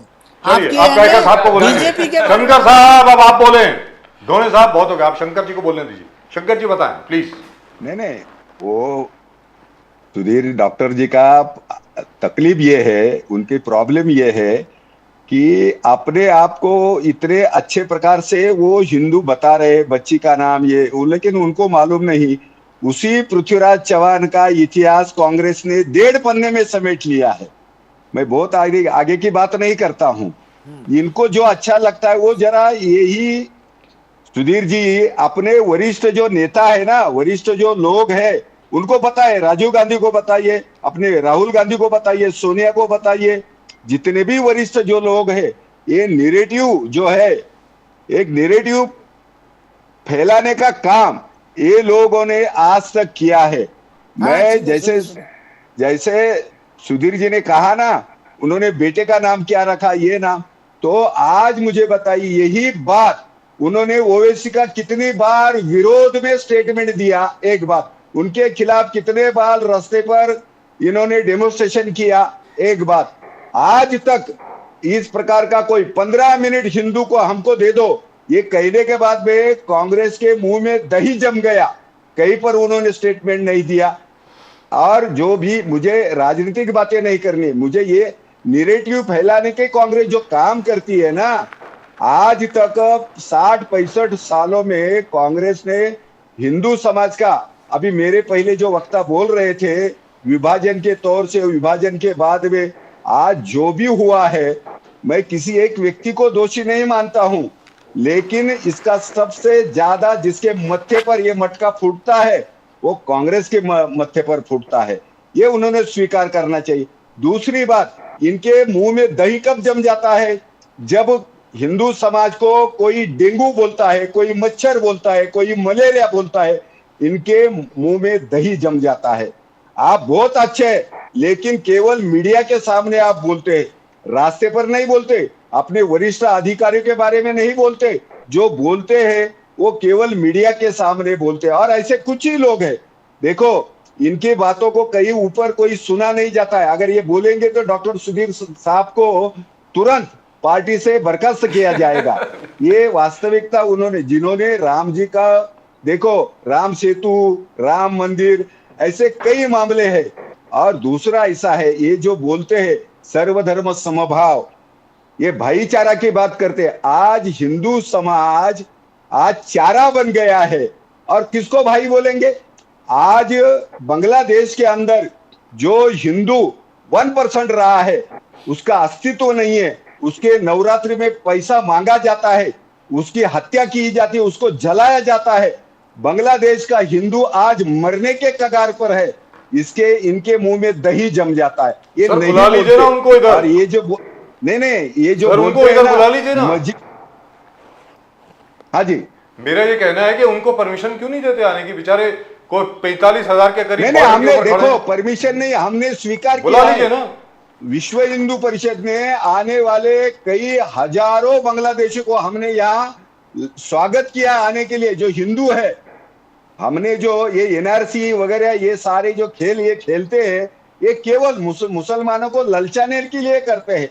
इनकी 60-65 साल की राजनीति केवल मुसलमानों के मजार पर है। आपको मालूम, मैं आपके भी चैनल पर पहले बोला हूं, मतलब राजीव गांधी से लेकर इंदिरा गांधी से लेकर राहुल गांधी से लेकर, सुने, ये बाबर के पूजक है।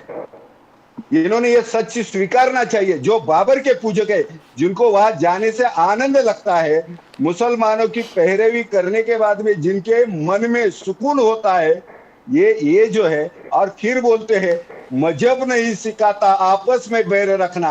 मतलब क्या? थूकना मजहब नहीं सिखाता, आपस में बैर रखना। वहां पर मुद्द देते हैं और फिर कहते हैं क्यों नहीं आई आपकी स्टेटमेंट आई, क्यों नहीं उसका विरोध हुआ, क्यों नहीं आपने समर्थन, हिंदू के समर्थन में आप खड़े हुए? ये क्यों? आपका एक ही लाइन है, मजहब नहीं सिखाता आपस में बैर रखना। ये लाइन है, कितना झूठा इतिहास। वो बोलते हैं ना, हाँ ये आजादी कैसी आई, दे दी आजादी हमें खड़ग बिना ढाल।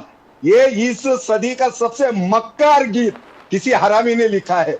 इनको ये पूछो, इनको उसका विरोध करते हैं क्या? वो विरोध नहीं करेंगे और केवल हिंदू समाज के भगवान को गाली देंगे। वो जो उसको गाली देता है उसके समर्थन में खड़े रहेंगे।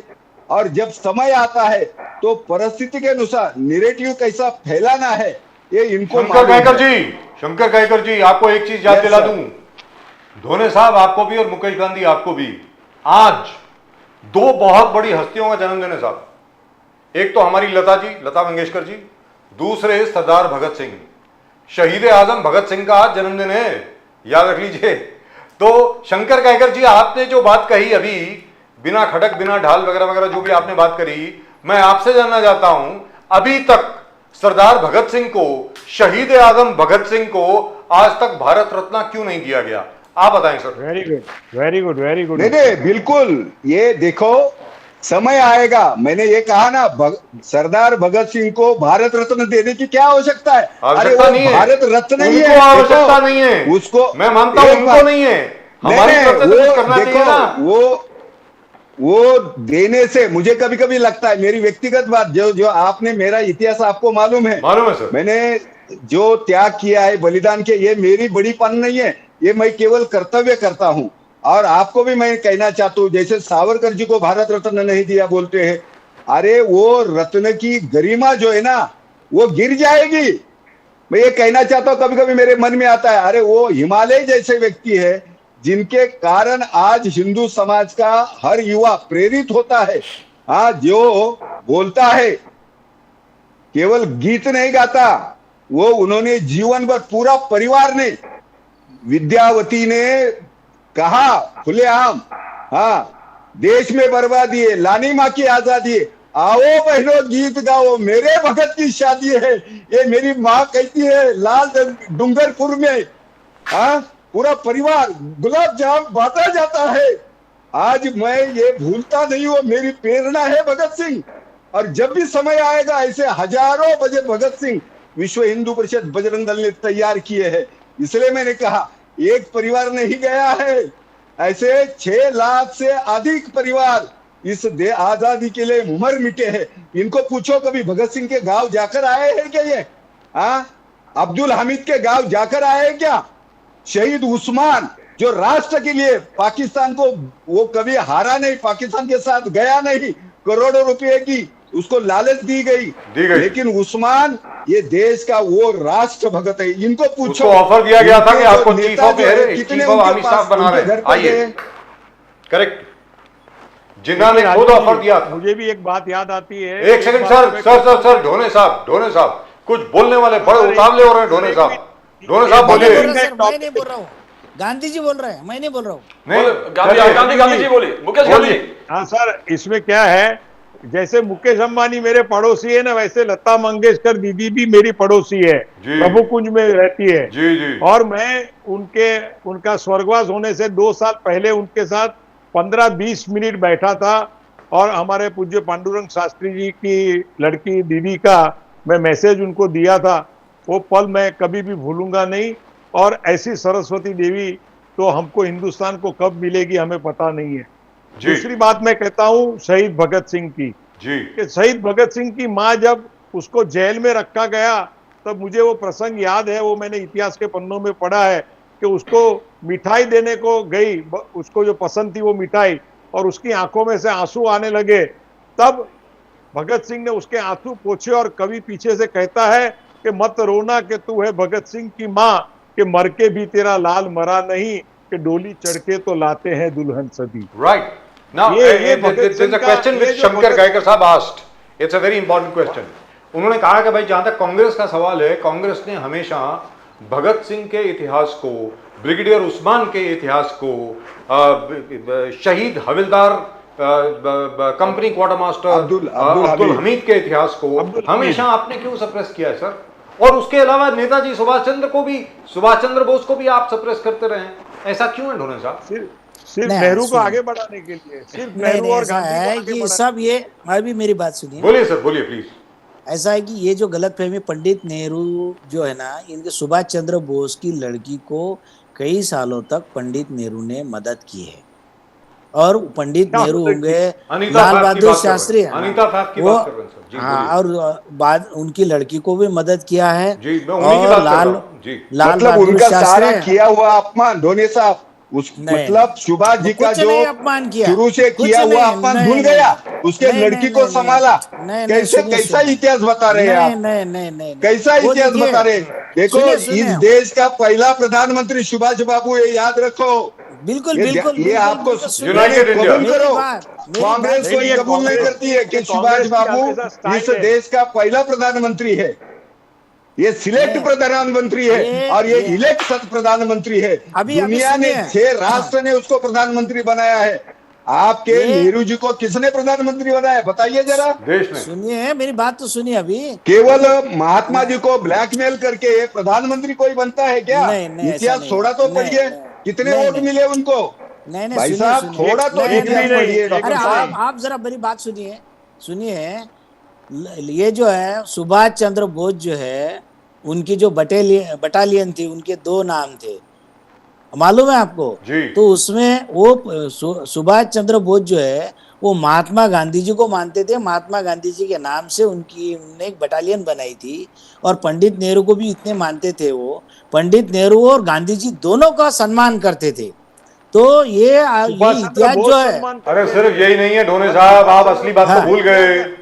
अरे असली बात तो भूल गए ढोने साहब। हाँ, जो फादर ऑफ द नेशन, यानी हाँ, father of the राष्ट्रपिता nation, ये भी दिए, का ये की भी संज्ञा जो है वो नेताजी सुभाष सुभाष चंद्र बोस ने ने दी है बिल्कुल, महात्मा बिल्कुल, गांधी को। बिल्कुल। जी। हाँ, महात्मा गांधी को जो महात्मा उपाधि दी है, सुभाष चंद्र बोस ने जी, दी। correct देखिए है। क्या है, हाँ, तो- आरएसएस के पास उनका एक भी कोई बड़ा ये नहीं, नेता नहीं, कोई क्रांतिकारक नहीं है। सब उनको कांग्रेस से लेना पड़ता है। सरदार वल्लभ भाई पटेल ने तो आरएसएस पे बंदी लाई थी, उनके दस्तखत से उन पे बंदी लाई थी आरएसएस पे। उनको मानते हैं। सरदार वल्लभ भाई पटेल का नाम बदल के पंडित, ये मोदी ने अपना खुद का नाम रख दिया।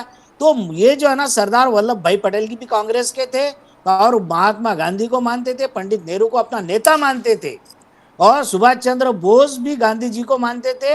ये बाद में लोगों ने, आरएसएस के लोगों ने इतिहास को तोड़ मरोड़ करके ऐसा बताया कि ये इनके खिलाफ में थे। सब गलत बातें हैं। बस धोने साहब, जो गायकर साहब बोल रहे हैं उसमें बहुत सच्चाई है। गायकर साहब जो बोल रहे हैं कि बार बार महात्मा गांधी जी ने वल्लभ भाई पटेल से इस्तीफा मांगकर नेहरू को आगे बढ़ा दिया, सुभाष चंद्र बोस को पीछे डाल के नेहरू जी को आगे बढ़ा दिया।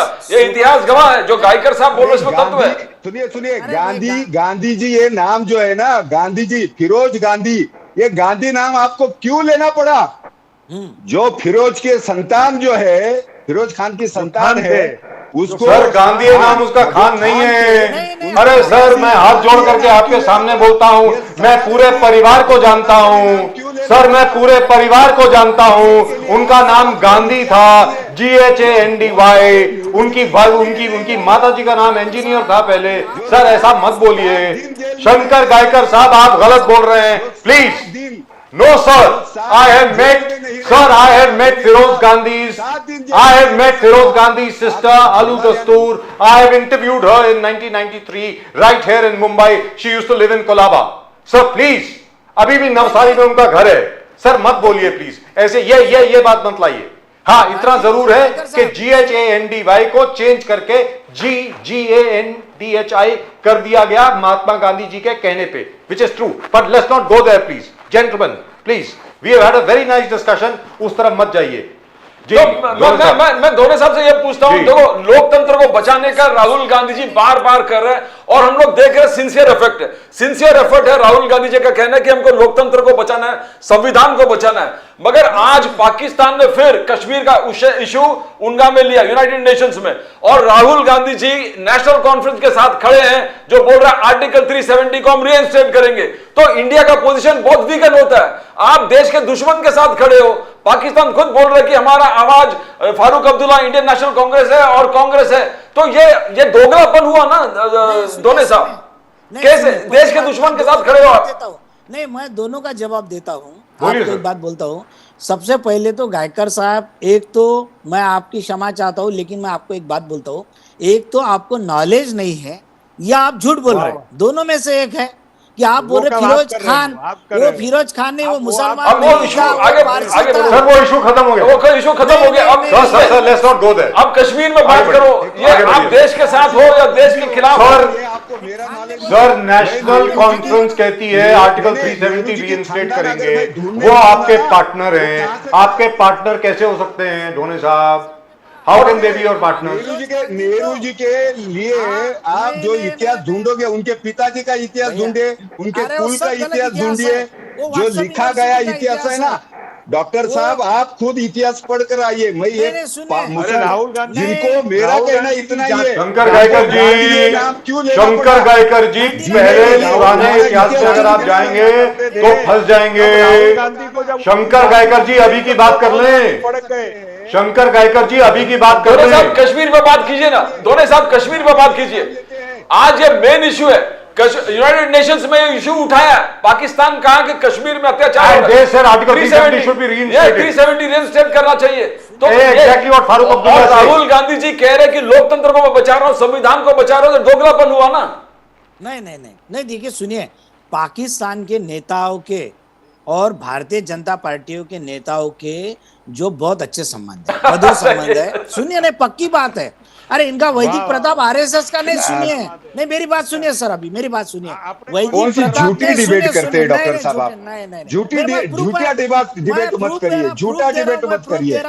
हाँ, अरे बलिदान दिया है श्यामा प्रसाद मुखर्जी ने, दीनदयाल उपाध्याय ने, जिनके फाउंडर ने बलिदान दिया है। आपको मालूम है भारतीय जनता पार्टी के संस्थापक जो है ना, वो कांग्रेसी है। आपको मैं बोलना चाहता हूं, लेकिन तुम्हारी ये दोगली नीतियों ने, आज जो है दोगली नीतियों ने उनका सत्यानाश कर दिया है। आप ये और आप पाकिस्तान के साथ में उनका रास्ता जोड़ते हैं, जिन्होंने बलिदान दिया। नहीं, देखिए सुनिए, आपके कितने लोगों ने बलिदान दिया? अरे हमारा ये कांग्रेस वाले नाम बताइए, कांग्रेस का सभी का। अरे आप नरसिंह राव के जनाजे में नहीं जा पाए, जो आपका आदमी था। ऐसे कितने लोग हैं जिनके आप जनाजे में नहीं गए, जिनके आप दुख में शामिल नहीं हुए, जो कांग्रेस के कार्यालय से उनको वापस बड़ा किया, सब यात्रा को आप जैसे लोगों को ऊर्जा दी। ये ऐसी नहीं ऐसा मत बोलिए। नहीं, पाकिस्तान के नेताओं की और भारतीय जनता पार्टियों के नेताओं की मिलीभगत रहती है हमेशा। वो कि अरे आप ऐसा बिल्कुल बोलो नहीं हमारा रहती है, कोई इलेक्शन है। सवाल ही नहीं नहीं है, नहीं नहीं कोई पक्का सवाल ही बोलता नहीं हूं है। मैं। नहीं मगर रहता है, आर्टिकल रहता है। 370 के साथ क्यों रहता खड़े हो? है। फारूक आपको अब्दुल्ला के साथ क्यों खड़े हो? दोनों जाके साहब अभ्यास करके आओ। अभी पाकिस्तान खाली की इच्छा है कांग्रेस के वहां नेताओं बीजेपी को को खुश जिताना। करने की भाषा मत बोलो। अरे मुकेश नहीं, गांधी नहीं, खाली साहब, नहीं, एक कांग्रेस के सेकंड। नेताओं को नहीं, खुश नहीं, करते हैं। मुकेश गांधी जी, एक पाकिस्तान मिनट। जो पाकिस्तान असली के सवाल नेताओं है की- उसका पाकिस्तान जवाब जो के- है आप आदरणीय सम्मानीय डॉक्टर सुधीर ढोने को देने दीजिए ना। बहुत हाँ, जरूरी सवाल है। फारूक अब्दुल्ला के साथ फारूक क्यों खड़े हो अब्दुल्ला- आप? सर, फारूक अब्दुल्ला साहब ये कहते हैं, let me put the perspective straight. एक मिनट, शंकर कायकर साहब, मेरी बात सुन लें please, respectfully please. Farooq Abdullah साहब ये कहते हैं कि उनकी पूरी कोशिश रहेगी कि आर्टिकल 370 रिस्टोर हो, आर्टिकल 35A रिस्टोर हो। कल शहबाज शरीफ ने, प्राइम मिनिस्टर ऑफ पाकिस्तान, उन्होंने यही बात करी है यूनाइटेड नेशन जनरल असेंबली में कि आर्टिकल 370 रिस्टोर होना चाहिए इंडिया में। और कांग्रेस का पार्टनर जम्मू एंड कश्मीर में कौन है? अलायंस पार्टनर आपका नेशनल कॉन्फ्रेंस। तो सर, क्या आप आर्टिकल 370 रिस्टोर करने वाले हैं? बताइए धोने साहब। अब अभी ऐसा है कि 370 जो आर्टिकल हटाया तो पूरा तरह से हटाया नहीं है, उसमें का एक क्लॉज हट गया कि वहां प्रॉपर्टी जो है कोई ले नहीं सकता था, वो ले सकेगा। पूरी तरह से खत्म नहीं हुआ ये 370। ये सब गलत बातें बोल रहे हैं कि 370 को हटाया गया, हटाया नहीं गया। और दूसरी बात, उस वक्त का क्यों लाया था 370 और ये क्यों दिया था कि उस वक्त जहाँ की पॉपुलेशन मुस्लिम है तो उनको ये आज़ादी थी कि आप पाकिस्तान जा सकते हैं। ये उस वक्त का था। तो उन्होंने, पंडित जवाहरलाल नेहरू ने बोले थे और सरदार वल्लभ भाई पटेल ने बोले थे कि भाई हम आपको ऐसी सुविधा देंगे, आप मुस्लिम बहुल एरिया है जम्मू कश्मीर, लेकिन आप हिंदुस्तान में रहिए, आप पाकिस्तान में मत जाइए। उसके लिए हम आपको अलग से सुविधा देंगे, हम ऐसी सुविधा देंगे कि जम्मू कश्मीर तो में क्या आप रिस्टोर हाँ, करने वाले हैं? नहीं नहीं ऐसा है, सुनिए, रिस्टोर की बात नहीं कि उस सर, वक्त मैं आपसे क्यों पूछ लाया रहा हूं, गया सर, था। आपका पार्टनर बोलता है कि हम आर्टिकल हाँ। 370 वापस लाएंगे। नहीं, अभी देखिए ऐसा है कि बीजेपी को अगर केरल में सत्ता लाने के, वहां पे गोवा में सत्ता लाने को, तो सर, उधर वो बीफ फिर आप चलने बीफ की देंगे, बात पे आ गए। गोमांस खाने की परमिशन मगर देंगे। राहुल वैसा जी वो जो अब्दुल्ला लोग को- आर्टिकल को बचाने का 370 वापस ला रहे हैं वो आप क्या?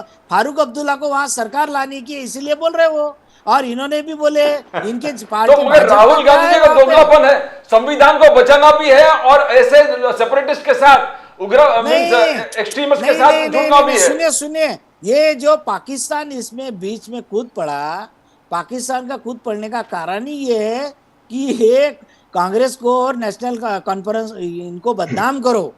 ये सब मिलीभगत है इनकी। आपको क्या लगता है पाकिस्तान के मगर नेताओं फिर की राहुल गांधी जी को मिलीभगत नहीं? बोलना चाहिए, फारूक अब्दुल्ला आप ये नहीं कह सकते, हम आपका विरोध करेंगे, आर्टिकल 370 रीइंस्टेट नहीं करें। आप खुलेआम क्यों नहीं कहते फारूक अब्दुल्ला से?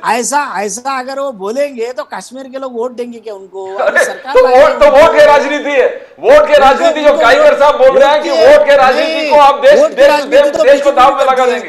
काइकर साहब, वोट की नहीं वोट की नहीं, इनको राजनीति- इतना पूछिए, 370 जो है वो, मैं इनको इंटरप्ट नहीं करूंगा। 370 क्यों निकाला गया ये इतिहास जानना चाहिए। और 350 जो ये है वो क्यों निकाला गया, 35 एक बात। जी। हाँ, बराबर है। तो उसका क्या परिणाम हुआ? 370 लाने के बाद में उसका क्या परिणाम हुआ? आज ये जो बता रहे नेहरू ने किया, तो उसका परिणाम ऐसा हुआ कि घाटी से सारा हिंदू निकल गया। इतना निकल गया कि आपने देखा होगा, निकाला गया। तो वो मैं इसलिए बोलता हूं कि केवल निकाला नहीं गया, मेरे माता बहनों को बेघर कर दिया। उनके हिंदुओं के जंगाओं पर, वृक्षस्थल पर अल्लाह अकबर के नारे बुलंद कर दिए।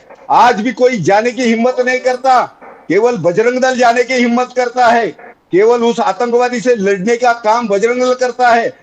क्या परिणाम हुआ? ये परिणाम आज भी चल रहा है। यही फारूक अब्दुल्ला वही भाषा बोल रहा है और कांग्रेस उसको सपोर्ट कर रही है। देशभक्ति ये बाजार में नहीं मिलती है, देशभक्ति ये खून के हर कतरों से आती है। ये आपने ध्यान में रखना चाहिए। उसका परिणाम तो देखो, 370 लाया तो उसका परिणाम क्या हुआ? जो एक ऐसे पुष्ट हो गए जिन्होंने अपनी तो जमीन ले ही ली, हिंदुओं की भी जमीन को इन्होंने राज बना दिया। और पाकिस्तान, ये जो बता रहे हैं, पाकिस्तान के साथ में फारूक अब्दुल्ला के रिश्ते छुपे नहीं है, न कांग्रेस के रिश्ते छुपे हुए हैं। जो कांग्रेस के बहुत सारी ऐसी स्टेटमेंट है, मैं इस वार्ता को अलग तरह लेके नहीं जाना चाहता हूं। मेरा कहना इतना ही है, ये जो आज कलम हटा है वो मोदी जी का घर भरने के लिए नहीं, मोदी जी ने अपना वोट पाने के लिए नहीं। मुझे मालूम नहीं कल मोदी आएंगे या नहीं आएंगे, लेकिन परिणाम की परवाह न करते हुए ये जो मोदी जी ने किया है, ये जो है ना, आपको और हमको, कांग्रेस को भी ये मानना पड़ेगा, सल्यूट करना पड़ेगा। आप उसको फेंकना चाहते हो, आप वापस उसको लाना चाहते हो, क्या करना चाहते हो? फिर आग लगानी है आप लोगों को। मैं एक सुनिए, बात सुनिए। कहना चाहता हूं कि मेरे हिसाब से अगले 100 साल तक भी ये 370 का कानून जाएगा नहीं। कांग्रेस आवे या कांग्रेस की कोई भाई या पार्टी आवे, पर ये 370 का कानून जिस तरह से 370 is मोदी जी gone. ने इम्प्लीमेंट किया है Sir, और 370 is टेक्निकलिटी gone. की दृष्टि से देखेंगे Sir, तो 370 ये is gone. ये 370 का 35 का कानून जाएगा नहीं। जी, इसके लिए मैं जी, आप डोने assured साहब, for one final word from you. बोलिए। ऐसा है, हिंदू लोगों पे जो अत्याचार हुए कश्मीर में, सबसे पहले शुरुआत कब हुई थी उसके? जब वीपी सिंह की सरकार थी और बीजेपी के सपोर्ट से सरकार थी, और जगमोहन जो बीजेपी के, नहीं सुनिए, बीजेपी के जो जगमोहन वहां के राज्यपाल थे, 1990 उनके में आप जमाने कांग्रेस वाले में उसी ये वक्त घुमा नहीं, फिरा के आप 1990 एकदम पूरा 1990 correct उसी वक्त नहीं, दुरुस्त बात उसी है। वक्त दूसरा उसी तुष्टीकरण वक्त क्यों कश्मीरी करते हो पंडित भैया? आ गए, भाग आप गए। इतिहास को मरोड़ने का काम मत करो। सर, नहीं, मुकेश हकीकत गांधी नहीं है। साहब, अशोक बजाज डोने साहब साहब नहीं, ठीक नहीं, बोल रहे हकीकत हैं। झूठ नहीं। है। सुधीर डोने साहब गलत नहीं बोल अरे रहे हैं आप यहाँ पे। एक दो साइड ट्रैक को पकड़ के मेन नहीं, सर, नहीं, सुधीर नहीं, डोने साहब गलत नहीं बोल Don't रहे। talk. कश्मीरी गांधी पंडितों को पलायन कराया गया वादी से। जगमोहन खुद अपनी किताब में लिखते हैं और बोलते हैं कि मैंने खुद बोला लोगों को जाओ यहां से। उस वक्त विश्वनाथ प्रताप सिंह जी प्रधानमंत्री थे, भारतीय जनता पार्टी के समर्थन से। हाँ, उसी इसमें वक्त कोई हिंदुओं दो राय पे नहीं बट है। वो काबू में नहीं ला पाए हैं, इसलिए बोले नहीं, कि इसमें अच्छा अभी ये है कि आप विश्वगुरु निकल क्या जाए। कर रहे बट ये थे? वातावरण जो अभी- बने, अभी- जो अभी कश्मीर 10 में साल फंडिंग से- हुआ, पाकिस्तान से अभी फंडिंग भैया आने लगा, लोग आतंकवाद की तरफ बढ़े। आप प्रदीप जी दूसरी बात तो छोड़ दो। आज बंबई जैसे एरिया में भी जहां मुस्लिमों का डेमोग्राफी बढ़ गई है, वहां हिंदुओं को रहने का, आप इधर मलाड परभणी में जाओ, इधर जाओ, उधर जाओ, कितनी जगह पे हाँ। आज हिंदू लोग वहां नहीं रह सकते हैं। तो ये तो अभी ये 10 साल में परिस्थिति हिंदुओं जब पे हमारे अत्याचार बढ़ बंबई गए। जैसे भैया, गांधी शहर साहब, में हुई सर, है, वही चीज गांधी अप्लाई साहब, होती है गांधी बागेश्वर साहब, में। पंडितों गांधी ने सर, साहब, बागेश्वर में भी वही चीज अप्लाई होती आपके है। ऊपर जो कई कई गांधी सोसाइटीज साहब हैं जहाँ पे वो नॉन आपने मुस्लिम कभी देखा है क्या? Muslims are not allowed. Sir, लिखा है, it is part of the charter of the cooperative society, Muslims और मीट ईटर्स, नॉनवेज खाने वाले। नॉनवेज खाने वालों को यहाँ पर मकान नहीं मिलेगा। हाँ, तो क्या बात कर होना रहे हैं सर चाहिए, आप? क्योंकि अगर And it has been upheld by the Supreme Court, by the way, that a अरे cooperative जब society has the Bakrid right to decide its members. वो बकरीद नहीं, ये तो मनाएंगे, बात सही है। मुस्लिम लोग सुनिए। आके Sir, that way there are so many Bakrid Parsi मनाएंगे, colonies. पता चलेगा। Sir, there are so many Parsi colonies. There are so many Catholic colonies all over Mumbai where non-Catholics or non-Parsis are not allowed their to buy house. behavior is- So is the their case in behavior Hindu is colonies, Jain sophisticated. colonies where They Muslims are are not allowed. sophisticated. उसमें क्या है? But Muslim Sir, that people is not are a not thing. doing ये that क्या है? sophistication in the society. Sir ये क्या है? वो वहाँ ये क्या है? के- So आप so बड़े change बड़े the law. जाओ ना। So कानून नहीं, नहीं, बदलिए सुनिए, ना मुकेश सर, गांधी साहब। गांधी जी, बार बार आप गांधी जी, ये चीज सामने लाते हैं। And by the way, article 370 की जो आपने बात करी, जब मुफ्ती मोहम्मद सैयद के साथ भारतीय जनता पार्टी का करार हुआ था जम्मू एंड कश्मीर में चुनाव बनाने के लिए, तो जो उनका कॉमन मिनिमम प्रोग्राम था उसका क्लॉज नंबर 3 देख लीजिए। Mufti Mohammad Sayeed and Ram Madhav, they arrived at this conclusion, okayed by Amit Shah sahab. उसका नंबर 3 क्लॉज ये था, we will find ways to strengthen article 370। This is what it said. Sir, political but expediency because- बहुत होती है, because और ये उस sir, वक्त राजनीतिक आप स्थिति क्या है। सर, लेकिन क्या होता है? भारतीय सर, जनता पार्टी ने 5 वो- अगस्त 2019 को आर्टिकल 370 विड्रॉ करा दिया, रिपील करा दिया। और Correct मेन है। थिंग जो फाइनेंशियल जो सपोर्ट आतंकवाद को मिल रहा था, वैली को मिल रहा था, वो टोटली कंट्रोल कर पाया। आज स्टोन बिल्डिंग नहीं हो रहा, इस चीज को मानना पड़ेगा। 2009 में जो करीबन 20,000 इंसिडेंट थे स्टोन पेल्टिंग का, आज एक भी इंसिडेंट स्टोन पेल्टिंग का नहीं है, बिकॉज सरकार बहुत सख्त है वहां पर, कोई पनिशमेंट। Very good. तो इस चीज को दोनों साथ मानना पड़ेगा। डेवलपमेंट है, सुनिए, इंफ्रास्ट्रक्चर सुनिए, बिल्डअप सुनिए, है। सर, पिक्चर दिख रही है वहां पे। हिंदी नहीं, movies सुनिए, are being shown, एक बात sir. बोलता हूं मैं। Bollywood की नहीं, picture मेरी बात दिख रही है। सुनिए। देखिए, वो जो पथराव करते थे, सब करते थे, धीरे धीरे लोगों को समझ में आता है। वो समझ बीजेपी- नहीं, कुछ समझ फायदा एकदम नहीं वो- है। वो बीजेपी के लोग थे क्या? नहीं, बीजेपी के लोग नहीं थे, कश्मीर के लोग थे। लेकिन बाद में आपको खालिस्तान का, जब मैं छोटा था मैं रोज सुनता था, एक को मारा, दूसरे को मारा, 4 लोग मारे, 10 लोग मारे, मैं रोज सुनता था। मैं छोटा था, रेडियो पे सुनता था खालिस्तान में। धीरे धीरे जब ये हुआ सर तो बाद धीरे में धीरे बंद नहीं हो हुआ गया। सर, वो मेरा मुंह मत खुलवाइए, कैसे हुआ छोड़िए।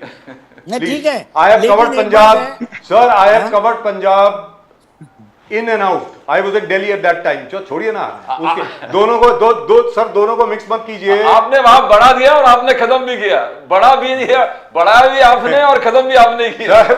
सर लेकिन यहाँ नहीं, पे लेकिन कश्मीर का देखिए, सवाल एक बात है, बोलता हूँ, एवरीबडी एक्सपेक्ट, 370 का जो दोनों साहब टू कट अ आर्टिकल का लॉन्ग जो स्टोरी क्लास शॉर्ट। है, सर एक छोटी सी बात, 370 के आर्टिकल का जो प्लीज। क्लास उसमें हटाया गया है कि भाई नॉन कश्मीरी, हेलो, सर छोटी नॉन सी कश्मीरी आदमी कश्मीर में प्रॉपर्टी ले सकता है, उसका फायदा सिर्फ सर अदानी छोटी अंबानी सी ले रहे हैं। बात, आई एग्री बस। हो सकता है, इन प्रिंसिपल वहाँ- आपकी बात ठीक हो हाँ, सकती बस उन्हीं है, के लिए लेकिन है ये। छोटी सी बात ये बता दीजिए कि एक ऑफिशियल आधिकारिक स्टेटमेंट राहुल गांधी जी की ओर से या मल्लिकार्जुन खड़गे साहब की तरफ से या भारतीय कांग्रेस का जो भी उच्च अधिकारी हो उसकी तरफ से आनी चाहिए कि भाई हम लोग फारूक अब्दुल्ला साहब की इस स्टेटमेंट से एग्री नहीं करते कि आर्टिकल हम बात 370 करेंगे सर। वापस नहीं आएगा, आना चाहिए ना सर। हम ये मैसेज पहुंचाएंगे कि भाई इस तरह से करना चाहिए। Very हालांकि frankly speaking, ये- because it's creating a lot of ये confusion सिर्फ everywhere. ये सिर्फ ये मुद्दा एक भावनात्मक मुद्दा है, जी, I 370 agree का with कलम का।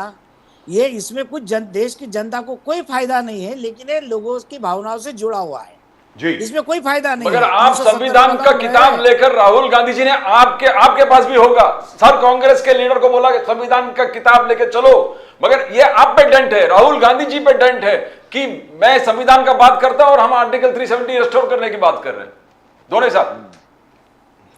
नहीं तो इसमें जो बात बोल रहे हैं, मैंने बताया आपको कि 370 का जो मुद्दा है ये भावनात्मक मुद्दा है, इसमें कोई देश का इसका कोई बेनिफिट नहीं है। पंडित इन्हें लाने वाले कौन है? ये सरदार वल्लभ भाई पटेल के कहने पर क्लॉज लगाया गया सर, था अगेन 370 यू आर का। गोइंग बैक इन हिस्ट्री, फिर Oh, उसके बाद wrong, और wrong, पीछे wrong, जाएंगे, भैया, wrong, फिर और पीछे नहीं, जाएंगे। ठीक है, जो सर हम फिर ये बहुत बात देखिए, सर फिर हमारी बहुत गड़बड़ हो पार्टी जाएगी, का आप जाने दीजिए। नहीं, रॉन्ग नहीं बोल रहा, सही है ये। नहीं, ये गांधी जी टाइगर जी बोल रहे कुछ बोलना रॉन्ग है, चाहते हैं। रॉन्ग नहीं है हमारा। ये सरदार वल्लभ भाई पटेल ने पूरे सर सरदार वल्लभ भाई पटेल ने तो यहां तक चिट्ठी लिखी थी जिन्ना को कि तू हैदराबाद भूल जा, हम कश्मीर भूल जाते हैं। Let's be very clear, that letter is also there. लेकिन उसके बाद Sardar Patel change his mind जब मोहम्मद अली जिन्ना ने रेडर्स भेजे जम्मू एंड कश्मीर में, पठान रेडर्स को भेज दिया और पाकिस्तानी आर्मी के लोगों को कबैलियों की ड्रेस में भेज दिया कश्मीर में और गिलगिट बाल्टिस्तान में। सरदार पटेल ने कहा मुझे हैदराबाद भी चाहिए और मैं जूनागढ़ भी लूंगा और कश्मीर भी लूंगा। Let's be very clear, so people change, ऐसी बात नहीं है। गायकर साहब, one final word to you. Shankar Gaikar साहब बोलिए प्लीज। नहीं, मुझे बराबर आपने जो इतिहास जो कहा, आज आपका विषय बिल्कुल, मैं आप दोनों को भी धन्यवाद इसीलिए देता हूं कि आपने इतिहास को भी याद कर दिया, वर्तमान की जो परिस्थिति है वो भी आपने सबके सामने, आपके दर्शकों के सामने रखी। केवल जो सरदार पटेल जी का जो वक्तव्य है ये बिल्कुल ऐसा वक्तव्य है जिसके कारण आज का कश्मीर कई 200 से 250 रियासत बची है। ये 300 माफ करिए, 300 रियासत जो बची है, और ये हैदराबादी का भी ये जो सीधा आ गया, उसका कारण क्या है? सरदार पटेल की जो देशभक्ति है, इसका एक अंश भी हमारे नेहरू जी के पास होता था ना। मैं गलत नहीं बोल रहा हूँ, नेहरू की बहुत सारी बातें है, भैया बहुत सारी सुनिए, बातें हैं। गायकर साहब, मेरा गायकर कहना, साहब, और दूसरा मुद्दा सुनिए, सरदार दूसरा वल्लभ भाई मुद्दा ऐसा है कि आज जिस कश्मीर को सरदार पटेल जी ने जो निर्णयात्मक भूमिका में लाया है और वहां के सारे राजाओं को मनाया है संघ ने, केवल मुझे इतना ही कहना है, वहां पर जो पत्थरबाजी 370 का परिणाम जो है क्या था, उस समय जवानों को पत्थर मार मार कर मारा जाता उससे था। क्या फायदा हो गया? और 370 कलम नहीं में ऐसा नहीं क्या सुनिए है? ना, नहीं क्या है? नहीं 370 कलम हटने के उसकी बाद जो, हुआ ऐसा? अरे भाई ये जो 300 नहीं, आप मुझे 370 में जो उनको जो अधिकार मिले थे, अरे भैया, उस ऐसा कुछ नहीं अधिकार को उसमें। खा कर, अरे नहीं, क्या नहीं, नहीं है, नहीं, पढ़िए, नहीं, ऐसा देखो नहीं इसके है। ऊपर नहीं, अलग दोनों डिबेट साहब इसमें जरूर क्लियर करेंगे। कट हो गया, अभी कोई मेरा डिस्प्यूट ही कहना नहीं यह है, कश्मीर हमारा है, कोई डिस्प्यूट नहीं है, कोई 370 डिस्प्यूट था, 370 डिस्प्यूट है ही नहीं अभी, कोई डिस्प्यूट। कश्मीर भारत का एक अंग है टोटल, यही हो गया, खत्म हो गया नहीं, डिस्प्यूट। सुनिए, नहीं, उसके बाद यही मैं बोलता हूँ। मुकेश गांधी साहब, नहीं, सुनिए, वही सुनिए वही सर, से आप आज भी मानते जो नहीं, नहीं, ये जो है ना, सुनिए, सरदार वल्लभ भाई पटेल और सुभाष चंद्र बोस को आरएसएस के लोग मानते हैं, बीजेपी के लोग मानते हैं, सब लोग मानते हैं कि उनका बहुत नाम लेते हैं, हम भी मानते हैं। पंडित, ये जो लोग हैं, बड़े नेता थे, महापुरुष हुए, सुभाष चंद्र बोस और सरदार वल्लभ भाई पटेल, इनके नेता पंडित नेहरू थे, आप इनके नेता गांधी जी थे। इन्होंने कई बार बोले, फिर पूछे गलत है क्या? Absolutely correct. हिस्ट्री पढ़िए। ये बिल्कुल नहीं, ये हिस्ट्री बिल्कुल नेहरू है। जी correct है। की, डॉक्टर यही साहब, हिस्ट्री है। नेहरू जी के पूरे जीवन की, जिन्होंने देश नहीं, का ये विभाजन हिस्ट्री है। किसी को बिना पूछे किया। रावी के तट पर आपने सौगंध खाई थी और कहा था, और जब स्वतंत्रता आई 14 सुनिए। अगस्त के सर, सब रात लोग तो को थे वहाँ उन्होंने पे। कहा, क्या बात कर रहे हैं नियति गायकर का, साहब? हमने नियति को इंसाफ शंकर किया गायकर है। साहब क्या बात कर ये रहे रावी के हैं? साथ सरदार आपने बलदेव जो सिंह वहां पर आपने थे, जो सौगंध खाई मौलाना थी, आजाद वहां पर देश थे, में अखंड सरदार रखेंगे, पटेल ये वहां पर सौगंध थे, खाई थी। आचार्य कृपलानी थे, साहब, सब लोग तो थे साथ में। सर क्या चार- बात कर रहे हैं? जैसे चार I don't think this discussion is going anywhere. That's it. Gentlemen, thank you very much. It's been a great pleasure. मैं उम्मीद करता हूं कि बहुत जल्द शंकर गायकर जी, बहुत जल्द हमें कृष्ण जन्मस्थान और काशी विश्वनाथ के दर्शन करने को मिलेंगे। मैं उम्मीद ये कर रहा हूं कि बहुत ही जल्द जहां पर कृष्ण जन्मभूमि है वहां से ईदगाह हट जाएगा और ज्ञान व्यापी मस्जिद की जगह पर काशी विश्वनाथ मंदिर एक बार फिर पुनः उसकी स्थापना होगी। मैं ये उम्मीद करता हूं। आप सब लोगों को बहुत बहुत बहुत धन्यवाद। धन्यवाद, बहुत जय जबरदस्त, हिंद, जय बहुत अच्छा माता, discussion। जय भवानी, बहुत जय जबरदस्त डिस्कशन हो गया। हर हर महादेव, हर हर महादेव, महादेव। हर हर महादेव, जय भवानी, जय Bhavani. Thank you, gentlemen, thank you very much. It turned out fantastic. But I still haven't got an answer as to why Devendra Fadnavis said what he did. But anyway, that's Devendra Fadnavis. One never knows. He might, there might be a method over there in, Sir, in whatever. that is precisely what BJP is going to suffer, because Ajit Pawar probably might not get anything. Eknath Shinde will gain, but BJP is going to lose a lot. Yes, BJP it is. is Unless going they to lose change a lot. their, unless they change their ways, but I think it's too late for that now. या तो Bharatiya Janata party एक बार फिर अपने कार्यकर्ताओं को भरोसे में ले, अपने साथ में गले लगाए, और ये जो नए नए कार्टून जो आए हैं ना इधर उधर से, नए नए नमूने जो आए हैं कांग्रेस से, एनसीपी से, दूसरी शिवसेना से, पता नहीं कहां से, उनको अलविदा कहें। ये लो भाई, RSS has given them the what, बोले कि आप सब जो टिकट वाले सबको बदलोगे आप। Every ji. MLA maximum has to be changed. That is the so it's clear cut that RSS wants the organization to come ahead and original जो organization है उसको प्रोत्साहन देना। Probably. लेकिन सर कांग्रेस का रास्ता साफ है यहाँ पे, सीधी सादी बात है, कांग्रेस का रास्ता बिल्कुल खुला हुआ है महाराष्ट्र में। 10 के 10 सीट आदित्य ठाकरे के युवा सेना one the senate in the Bombay university. Yes. खत्म, मतलब और क्या चाहिए? that's सर the युवा जो हैं वो indicator. आदित्य ठाकरे के साथ हैं, क्लियर कट इंडिकेशन है। एक सीट नहीं मिला। एक सीट नहीं मिली। It's very worrying for the BJP, but the BJP is not worried. Why? Because they got Modi ji. अरे मोदी जी कितना करेंगे, कितना थकाओगे मोदी जी को? मैं यही बोलना चाह रहा था प्रदीप जी। सरदार पटेल ने 300 रियासतों को मिला करके पूरा हिंदुस्तान बनाया, भारत को एक किया, but look at the toll it took on him. That man, he had already had 2 heart attacks before that, and finally that killed him. It's not easy, you know. But 300 रियासतों को साथ में लेकर के, it's a splendid job, magnificent job. it was a fantastic teamwork. If you see, It's a Nehru at the top, Sardar That's right. Patel, and rest everybody followed. That's right. They had the differences when Gandhi was there, but then once he But they accepted him worked- as a leader, and the only thing was unification of India. But they work together. Yes, they did. Look at what they They did. discussed together, they worked together, they planned it up together. That's right. And it is not as if Nehru was a dictator. They could disagree with him. They could tell him, hey, listen, you're wrong. That's what Acharya Kripalani used to do all the time. And Sardar Patel used to poke fun at Nehru all the time.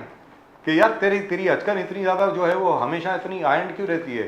But हम लोगों की jacket जो है ऐसी की तैसी हो जाती है उसकी. So whenever Gandhi took a stand for Nehru, Yes. it was always for the good of India. Even if you go back and see today, Yes. postmortem करोगे, probably when he said Sardar Patel आप इस्तीफा दे दो और Subhash Chandra Bose please move off, it was a greater good for India because Nehru turned out to be a great leader. after probably 60 Sir, years he old. laid the foundations of Yes, a modern yes. India, which very frankly nobody else could have done. Exactly. And I'm willing to debate with anybody, unemotionally, not emotionally. And with Gandhi anybody. recognized the goodness in him, the talent in him, that That's he right. could really take India to a That's next. right. And Nehru, by the way, disagreed with Gandhi on so many things. Gandhi, for example, wanted to dismantle the entire armed forces Yes, yes. as soon as he came to power. I mean, क्या बोलेंगे? Anyway, that's a very very long discussion. That's just about it in tonight's show. आज के show में सिर्फ इतना ही. आप channel को subscribe जरूर करें भाई. Please do subscribe to the channel and please do send me your comments. By the way, we're getting a lot of support from all over the place, especially with regard to Dharavi. Dharavi में अडानी जी का जो हस्तक्षेप है उसको लेकर के बहुत लोग बहुत ज़्यादा डिस्टर्ब चल रहे हैं.